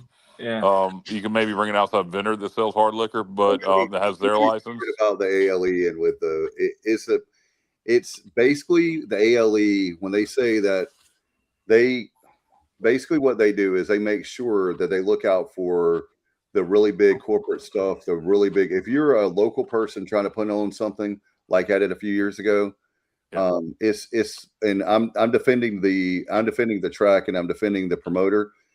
They make sure it's not just about underage drinking. We all can agree on that. That's not acceptable. I'm not talking about that. But what I'm talking about is if you have a background check and it's clean and you do A, B, C, D, E, F, and G, and they yes, it needs to be a rigorous process, not me just signing some documents. But I'm going to tell you guys, it's just not worth the hassle of that. Well, and some folks, like the racetrack also, although I would argue this point, they'll say that, we don't want to deal with hard liquor. You're going to have more trouble than it's worth, more fights. more folks getting drunk. You can, the average Joe can get just as drunk off beer as they can hard liquor. If you want to get drunk, you're going to get drunk. Now, if you're an old big boy like me, it's going to take you some effort to get drunk off beer. So hard liquor is my friend. But ask the Chicago White Sox about the beer thing. They'll tell you. Yeah. So is that the disco demolition you're talking about? Yeah. Either way, that $20 price point is excellent. I don't know how many of those VIP tickets they're going to sell for $40 to get in an hour early and get 2 drinks, but $20 to see anybody in this day and age that has hits is fantastic. Yeah, I'm looking forward to it. We got a race the following the weekend before. We got a race, Memorial Day weekend. We got a big race, and then the following weekend is the Confederate Railroad. So. By the way, the Shenandoah. I'm taking Alex to see Shenandoah in Kentucky, and that's the closest place I can get. Jesus Christ, you missed Wilmington, and you're going to go all the way to friggin' Kentucky? Yeah, well, he wants to go. So basically, the tickets. Why don't you just wait? They would have came around somewhere. Hey, for what you're going to spend to go to Kentucky, you could have got them in your backyard. What part of Kentucky are they going to be in? Dave, what part of Kentucky? Oh, I'm sorry, Colin. I'll have to look up the town again, but it's like an amphitheater. I think it's going to be cool. The tickets are like $59. That's a good trip. That's a good trip with your son. Yeah. Louisville, Lexington, Owensboro. I'll have to let me look it up and I'll tell you guys. Keep talking amongst yourselves. Okay. Hey, Alan, what do you think of when you think of Owensboro, Kentucky? I think of the Waltrops and Jeremy Mayfield. Yeah, all of them. Me too. Yeah, Jeff Green. Jeff Green, Jeremy Mayfield, Michael, and Darrell Waltrip. Yeah. Jeff Green drove the number 29 Cartoon Network Chevrolet at one point. Wow, yeah, he was a big. He won a couple championships. I think he won a pole at one of the either Talladega or Daytona. Wasn't Jeff Green a big truck series guy? No, it was a Busch series guy. He was a big Busch series. Yeah, he won it when he was driving for. I'm thinking of Mike Skinner in the truck series. Yes, Mike Skinner drove the Lowe's number 31 car. Yeah, Skinner won a truck championship. Johnny Benson, Ted Musgrave. Hey, Alan, 90s country trivia question for you. All right. What 90s country artist was from Owensboro, Kentucky, that was a star? This is a tricky question. 90s country artist, Owensboro, Kentucky. He was a star, but never had a hit on country radio. Oh boy, Buck Owens. 90s country artist, Owensboro, Kentucky. He was a star, but never had a hit. Well, that's tricky. Hold on. Kenny Starr was not from Owensboro, Kentucky. No. It's not a play on words. Not a play on words. Not a play on words. He was literally a star, but he did not ever have a hit. But he was a known artist. Owensboro, Kentucky. Marty Brown. Boy, that's a good guess, but no. Yeah, I would have said. Even though I would have. Well, I don't know where Marty Brown's from in Kentucky, but that's a good guess. I love Marty Brown. I would have said Jeff Carson, but he had some hits. Yeah, Jeff Carson several. He just died recently. Yeah. He had several hits. Yeah. By the way, I'll give you another hint. Very similar name to a friend of ours who's a doctor. But go ahead, Dave. What town is it? New Haven. Alan's face went like, "Oh." What was that? New Haven, Kentucky. It's in central Kentucky. I've been to New London, or London, Kentucky. I've never even heard of New Haven. Wow. I know. You sure you didn't get tickets for Connecticut? No. It says that it's much smaller, obviously, than New Haven, Connecticut. It brought that up. Wow. All right. So here's the answer to the trivia. 837 people. Yeah. That is small. Wow. Wasn't near, but so here's the answer to the trivia question, Alan. Okay. John Brennan. From the real world, true story. There you go, okay, Stevie. Yeah. Okay. See, I never watched the real world. So. Yeah. He was you follow John Brennan on? Did you know the answer the whole time, Stevie? I when you said Owensboro, that rung a bell. I thought that, but I wasn't sure. Yeah. And I won't go. I won't go Google it. But John Brennan, who was when the real world was popular, was huge at one point, but never. He was on. He made all kinds of appearances on TNN during that time. He was on Crook and Chase and Music City Tonight, but never had a country music hit. Never. What did was the anything. guy's name that was married? I mean, this doesn't narrow it down much, but he was married to Lori Morgan, and he had a couple of small hits. Oh shit. God Almighty! If you hadn't, I can see his face. Yeah, his God. long hair. He had the kinky hair, long kinky hair. Facial hair. Hold on. I'll find it. No, not Sammy Kershaw. No, everybody No, knows Sammy, Kershaw. that was afterwards. This is John Randall. John Randall. That's it. Yeah. That's it. Woo, Yeah, 90s country, baby. I'm locked in and loaded. Yeah, John Randall. Yep. Because when you say married to Lori Morgan, that takes a while. Hey, Kyle, to answer your question, New Haven is like 25 miles south of Bardstown. Where Bardstown. Okay, Bardstown's supposed to be a nice place, actually. Yeah. So we're gonna have a good time. We'll leave on. I stay in Bardstown, Dave. Well, I think I don't have a choice. So yeah. Well, I hear Bardstown's supposed to be a nice place. You can get a shirt. Actually, oddly enough, this is so weird. I seen a list on TikTok today. Top 10 small towns in the South, and Bardstown, Kentucky was in the top 10. Wow. How about That is quite weird. So, hey, Billy Ray Cyrus was from Flat Lick, Kentucky. Is that? Well, I enjoy a good flat lick every now and then. I'm not. Oh my God. Yeah. There's another guy. If you only know Billy Ray Cyrus for Achy Breaky Heart, I'm going to ask you a question, Alan. That's unfair. What is your Billy Ray Cyrus to me had one album that was just friggin' tremendous. I'm not a Billy Ray Cyrus fan, but this one album I thought was fantastic. It was in the 90s. Can you guess the album? Well, my favorite song was Busy Man. That's my favorite Billy Ray Cyrus song. That and Some Gave All. Yeah, so this is not the album. So I'm thinking of. Yeah, I love. My favorite is Where Am I Gonna Live? His Trail of Tears album was friggin' awesome, and a guy who is made fun of a lot and somewhat rightfully so. That album was a masterpiece. That unbelievable album. If you just take that album, if Billy Ray would have put out music like that his whole career, Trail of Tears is an awesome album. Yeah. He does. Trail of Tears has got a bluegrass vibe to it. The title track. He covers Harper Valley PTA on that album, which I know sounds ridiculous. He has a song he wrote with Mark Colley on there called Kentucky. Not Kentucky, but Kentucky. The whole album is a really good album. Did you ever remember the group Run C&W? That another comedy. Russell Smith from the Amazing Rhythm Aces was in there, and they did a nice bluegrass cover of Sweet Soul Music, and I thought that was pretty cool too. But are they the ones that did Itchy Twitchy Spot? Yeah, Itchy Twitchy Spot, and then there was Spotlight on Tanya Tucker. Wouldn't you like to be in her video? Yeah.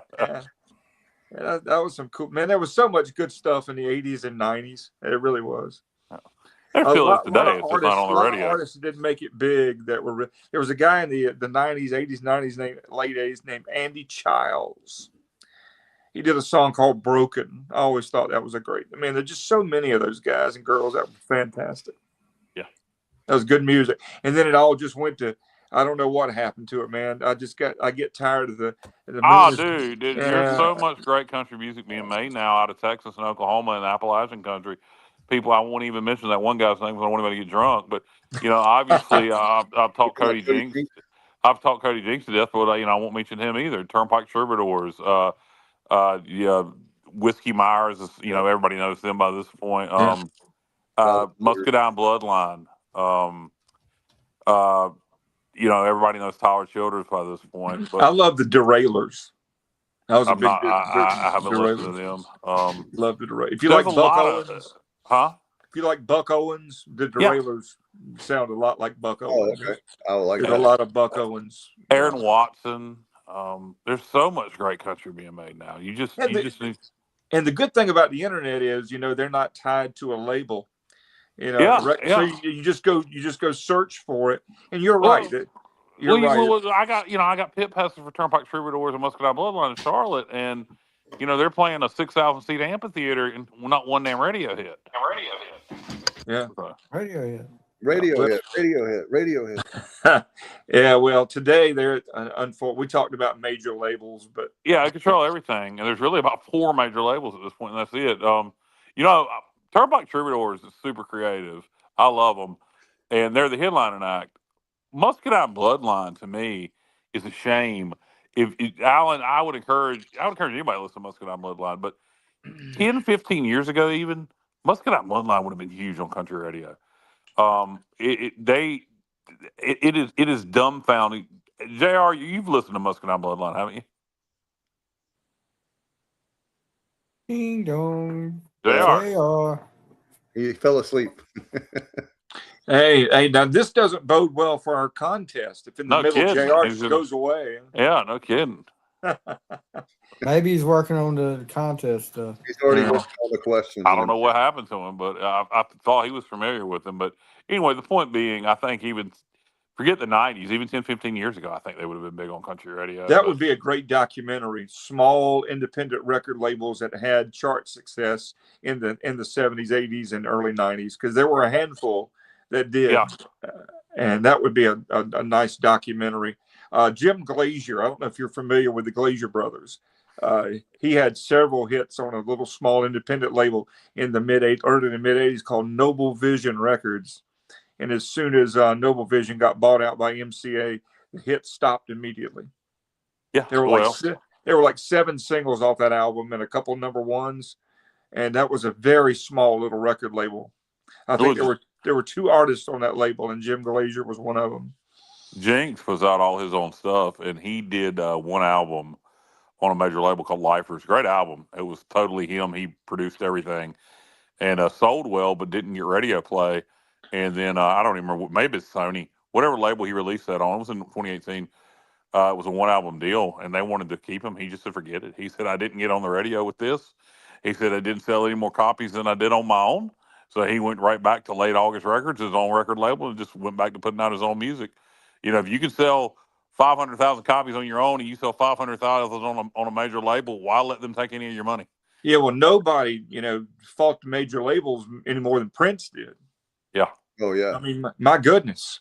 I mean, Warner Brothers was not his friend for a long time. And he did it all on his own. He was one of the first artists to use the internet, to push the records, and he made tons of money without Warner Brothers being involved in anything. Yeah, Prince was already established, so, but Yeah. JR, are you there? What the hell happened to JR? I don't know. MIA. I'm muted. I've been talking for like the last. I didn't realize I was muted. I thought y'all were ignoring me. No, I asked you if you. I think you're familiar with Muscadine Bloodline, correct? Yeah, that's Turnpike Troubadours. Well, it's 2 different bands, yeah, but they're going to be together. But you have listened to Muscadine Bloodline, right? Yeah. Okay. Go ahead. Yeah, they're going to be with Turnpike Troubadours in Charlotte, yes. Yeah. But my point was, I think Muscadine Bloodline in the 90s or even as little as 10 or 15 years ago would have been huge on country radio. Yeah. Did you ever check out? I'm sorry, go ahead, Chad. No, I'm done. Go ahead, Alan. I was just asking Kyle if he had a chance to look up the Cocaine and Rhinestones podcast. I have not. I will. It is really good. Thank you, Alan, for that. You'll love it. You better take. Yeah. I'll give everybody two songs from Muscadine Bloodline to check out, and they're not deep songs. They're not like some of the stuff I like that's all depressing or whatever. They're fun songs, and I just think they would have been huge hits in the 90s, early 2000s. One's called Evan Rooting, as in like an Evan Root motor, and then the other one's called Porch Wing Angel. Listen to those 2 songs. You tell me they wouldn't have been hit songs 20 years ago. Okay. Well, I got one for you, Kyle. I know you've probably heard of them before, and I don't think you're a fan, but early Drive-By Truckers is, if you like lyrics, their lyrics, everything. I haven't listened to a lot of Drive-By Truckers. Okay. Every song tells a story. They have one called Graham Keeps a Box of Spiders. Talking about how she puts them in the outhouse, and then the other one is Bulldozers and Dirt. I mean, these song titles sure are interesting. I like that. Graham keeps a box of spiders. Yeah. In the 90s, I used to. You made me. They're on me when I sleep, waiting in the outhouse for me. Yeah, she wasn't the ideal grandma, obviously. Grandpa. And then they do other songs like I would hope so. No, their lyrics, everything is Southern. They all tell stories, and it's if you like lyrics, I would suggest Early Drive-By Truckers. I will listen to them. I'll send you a couple of videos. Hey, we should do a show called The Music Objective. Stevie, maybe you can produce it, and maybe we can like each submit like 3 of our favorite videos. All right, we can do that, and we can share some videos and stuff. All right. We're at 10 o'clock, guys, Eastern. You guys, you have anything before we go? I know Alan Vick has got tons to talk about. I just Tuesday night's very important. I know it's not a conference game, whatever, but with the Wolfpack coming to town and you need some RPI wins and some signature wins, Tuesday night would be a good place to start. Yeah, we're going to get a win on my birthday. Go ahead, Johnny. What's up? All right. I just wanted to get Alan's take on the Little Gnome winning his first Winston Cup race. What my first Ty Winston Cup Gibbs. race? No, Ty Gibbs. What did you think of that? Yeah. The Joe's grandson won at Bristol today. He had been knocking on the door a little bit for the last couple of years, but today he got it done. He passed Ryan Blaney on the last lap and won the race. And how about Roy?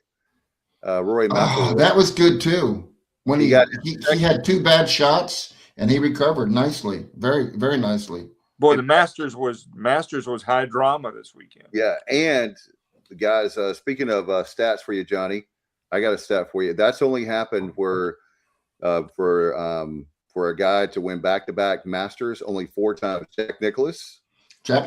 Hold on a minute. I'm going to get him. I'm going to get Nick Faldo, Tiger Woods. Yep. And Rory. Yep, that's correct. Only 4 times. So really cool for him because he had been a Masters drought, and now he's got 2 back-to-back. Pretty cool. So great sports weekend, except for our Pirates, but we'll bounce back. What do you think, Kyle?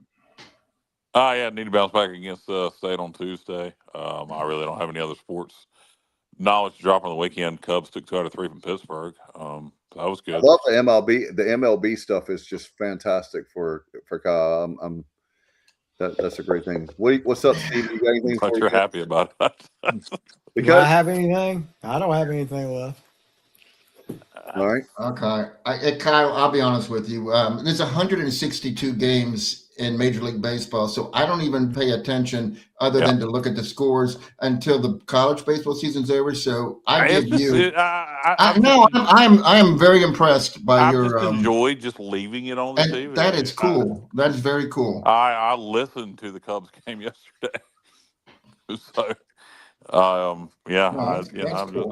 see how long I follow it, but as so far this year, I mean, I'm not sitting there like I do with college football, breaking down every little damn thing, watching every detail of every game, but it is very good background entertainment for me right now. Okay. Here's what I'm working on just for your information, Dave and Kyle. I'm working on a concert that we can pair with the Cubs game at the Nats in August at a like at the Berkshire or a small venue. Well, who are we going to see? I'm working on that right now. I think Alan, you probably know NRBQ, but I don't know what that is. Yeah, I wouldn't subject Kyle to that. They only have one remaining member, and he's like 70 something. Who is NRBQ? They were an alternative rock band in the 70s and 80s, and one of the members married a country legend, Skeeter Davis. Skeeter Davis. What Rings to You is one of her better songs. What are our other options? Jim no, that's not even an option. I'm not even going to even bring that to you. He said that real quick. I'm working on. We got a lot of venues, Kyle. We got the Black Cat, the 930 Club, Birchmere. So I'll find something. That sounds like one of those clubs you need to bring some ones. The Black Cat. No. I went to a club like that. Speaking of Black Cats, we're bringing ones in Goldsboro back in the day called Sid Showgirls. A lot of Black Cats there, boy. I remember those commercials. Johnny, there is a good, if you like 90s, it's more alternative or album rock, some pop. but they have they're doing 2 nights at Wolf Trap. It's Gin Blossoms, Blues Traveler, and Spin Doctors. Okay, I don't mind the Gin Blossoms. I like the Spin Doctors. I like the I Spin don't. Doctors. That's Kryptonite, right? Yeah. Yeah. Okay. I'd rather see the Gin Blossom. And here's the thing with Blues Travelers, very good if you don't listen to their songs that were like whatever that song was that was very popular was good, but Run Around. My if you listen favorite to, blues. Go ahead. Yeah, they no, I have. was just gonna say that some of the other stuff is more enjoyable for me anyhow. Yeah. My favorite Blues Traveler Can't Be song Wrong was Spin The Doctors. Hook. No, not the Hook. Back. Run Around. Little Miss Can't Be Wrong with Spin Doctors. Two Princes with Spin Doctors. They had a lot of great songs, but my favorite Blues Traveler song is probably the theme from Roseanne. Didn't realize that. I didn't realize that. Whatever killers make you stronger, you're gonna last longer. They're that greatest wall in China. Anyway, You sound just like him. There's another show, but we did TV themes, but the lack of great TV theme songs. Every great TV show used to have a great theme song, brother. and now they just don't do it. They just don't don't pay care. attention to themes anymore for whatever reason. no, I don't like a lot of shows anymore. The only show I've really enjoyed. Now let me rephrase that. I don't invest myself into watching a lot of shows. Like Landman looks great. It is very good. Yeah, I've been wanting to watch Tulsa King. Mm-hmm. Yeah, but I did watch season 2 of Ted, and it was fantastic. Season 2 of Ted was fantastic. All right. Well, we'll go watch. We'll go watch some TV. Stevie, did you ever finish season 2 of Ted? I have not. You need to. It's fantastic. All right. Hey, well, Nobody else likes Ted? No one. Like what's it called? Ted. Ted. Oh, Ted. Yeah, Teddy yeah. bear. Yeah. The That's bear. that's entertaining. That's funny as crap, Alan. Yeah, it's entertaining. Get some of those. That yeah. That what? Yeah, just enjoy something before you watch it, and it'll make it 100 times better. Some alcohol. Yeah, some alcohol. That's it. Hey, Alan, I'm driving myself crazy trying to think of the Blues Traveler song about Carolina. What is it called? Oh yeah. Yeah, I'm not a big Blues Traveler guy. No, I'm not either, but I know they had us. Yeah, they. Hold on. Carolina Blues. There you go. You know, the only people that refer to North Carolina and South Carolina as Carolina is people that aren't from North Carolina or South Carolina.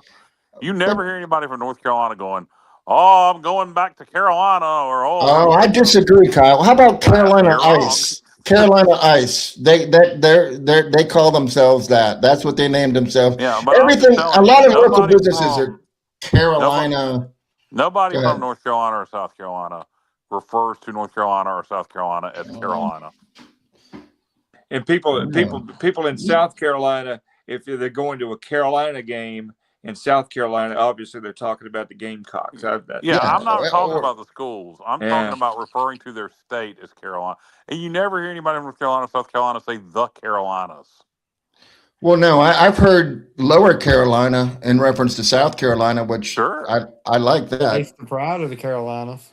Eastern Carolina, but never just like, "Oh, I'm going back home to Carolina." No, nobody says that. I disagree, though. Even in music, Kyle, you love music. How many songs? Marshall Tucker Band, Carolina Dreams, although they were from. Just because it just works in the song. Nobody. All right. Steve, Gone to Carolina by Shooter Jennings. From North Carolina? No, he's not.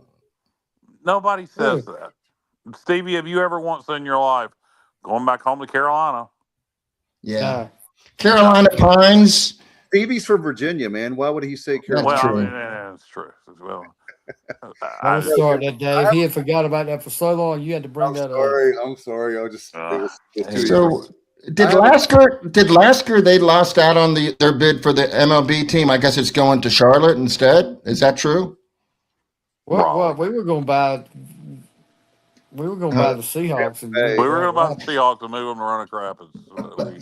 We couldn't get backing. We couldn't get backing.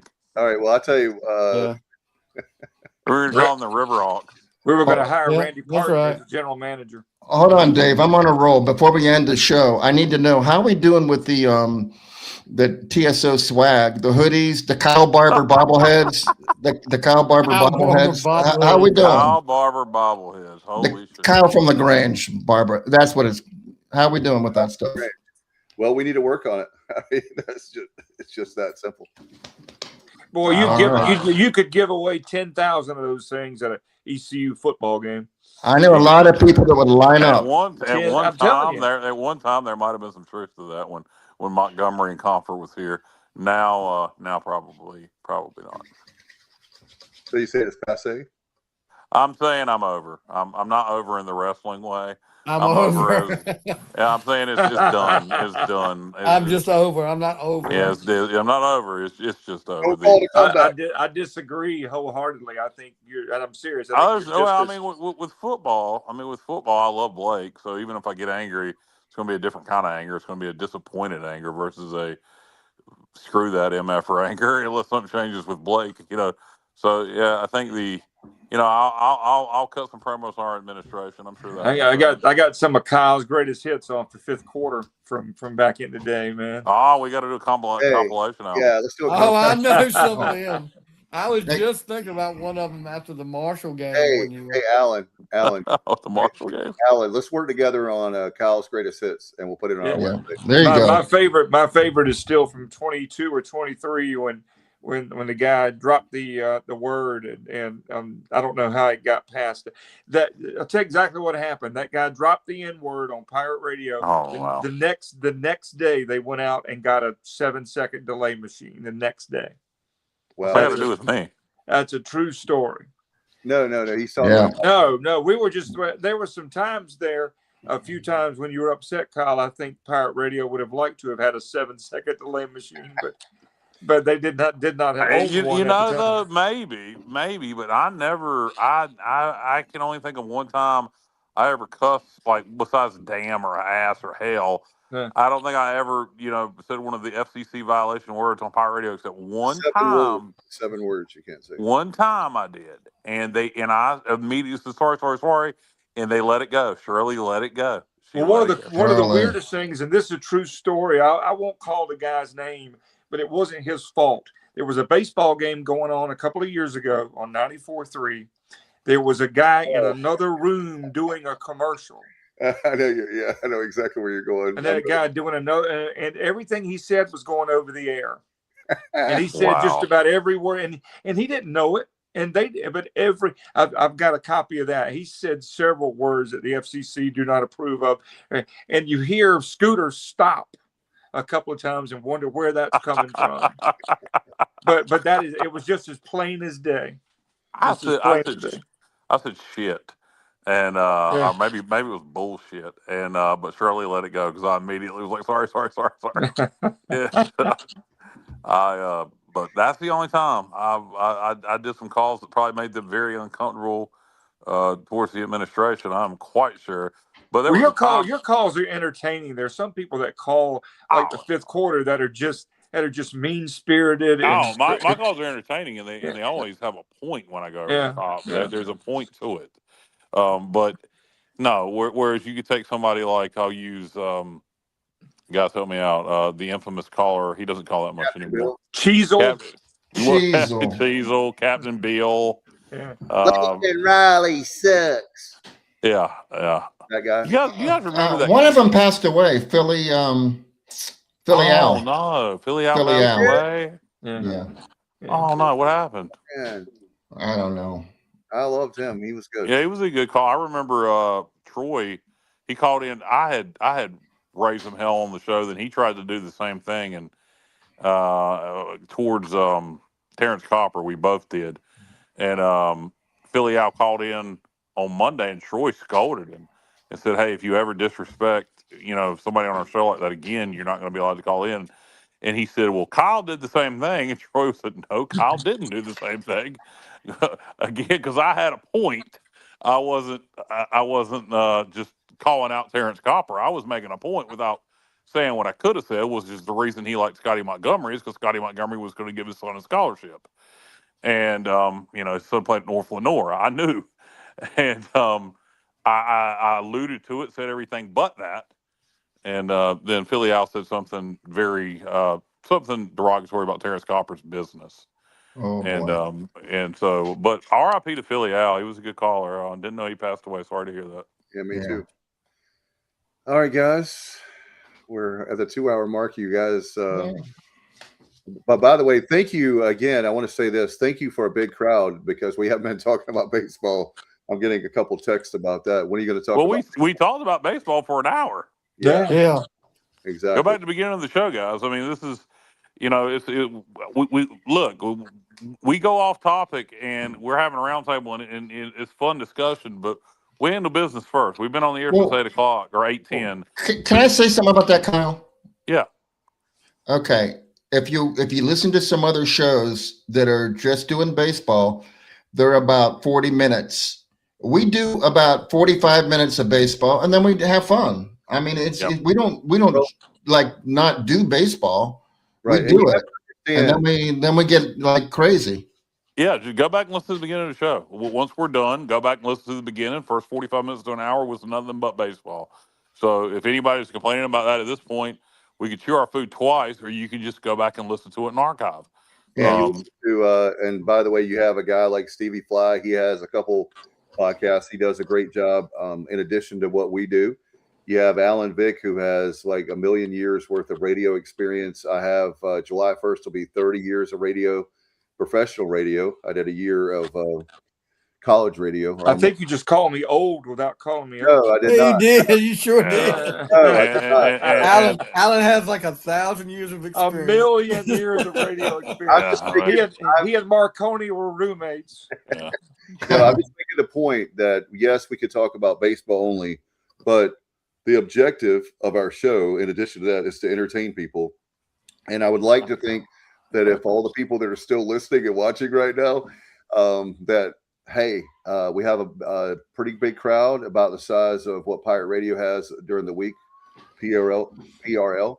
So not knocking anyone. I'm just simply saying that you can stick to just the topic, but you have to be entertaining. If not, nobody's going to watch or listen. Because and you gotta in the show is a baseball show, and we handle that first. And there's nothing else to talk about. We've talked about it ad nauseum. There's nothing else to talk about baseball, and we could just get off the air at that point, and maybe sometimes we should, but no. But I think. Look, I personally enjoy the roundtable and fun discussion. I do too.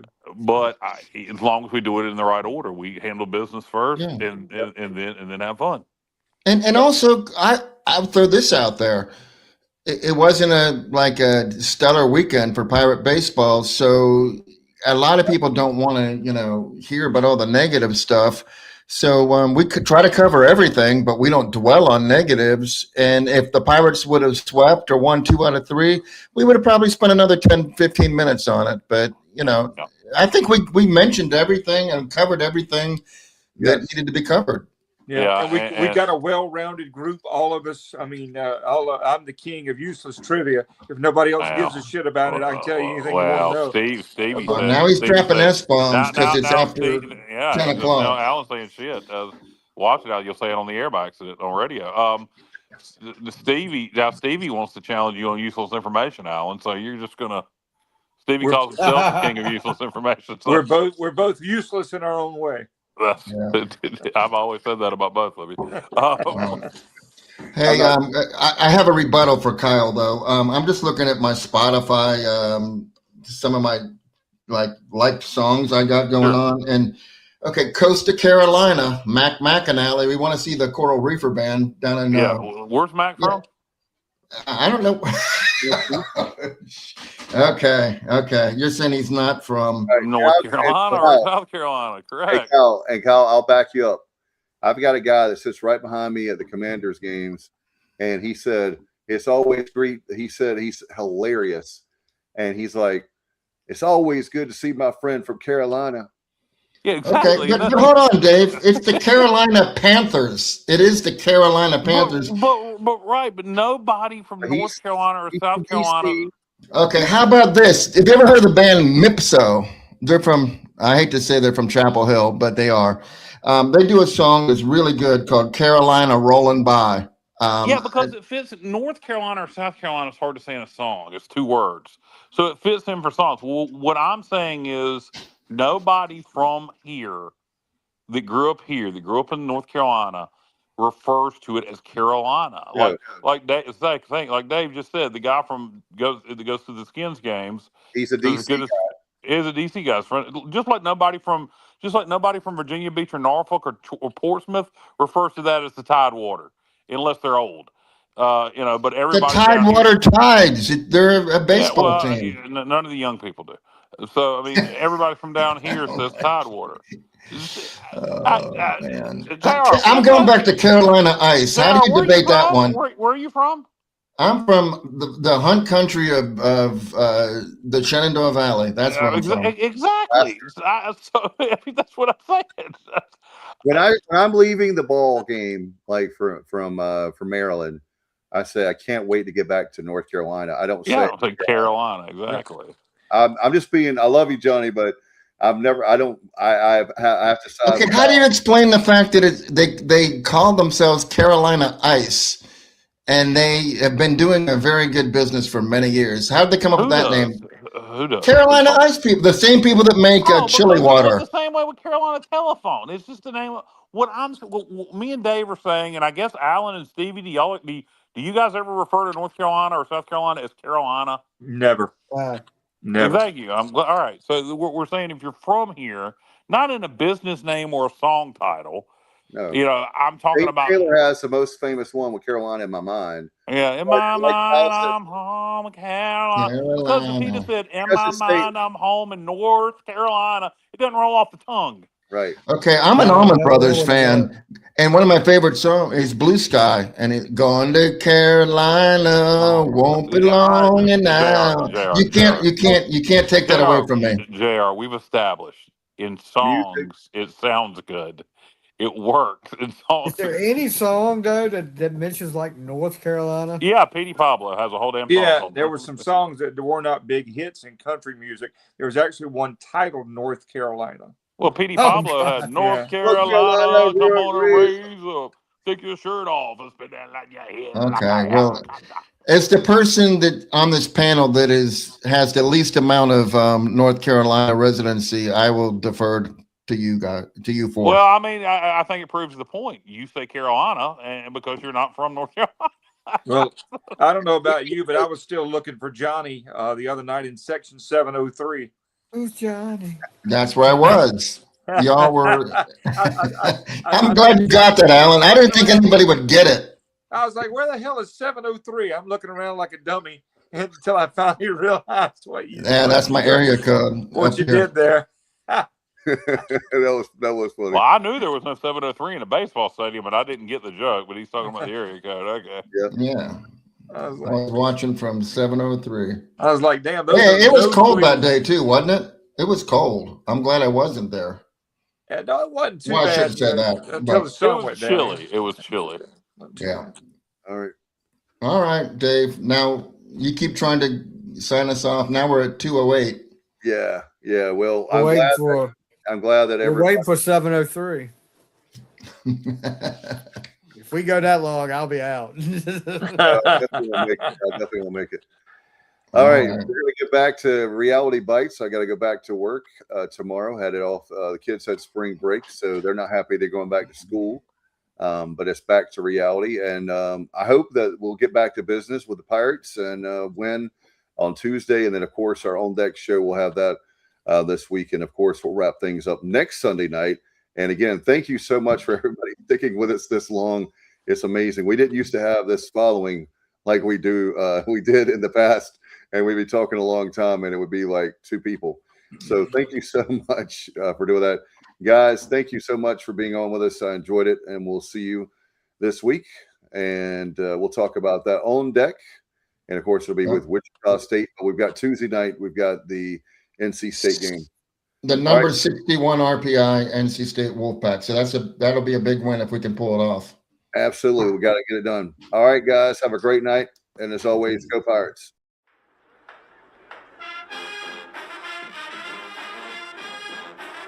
You're watching The Sports Objective, the podcast for Pirates.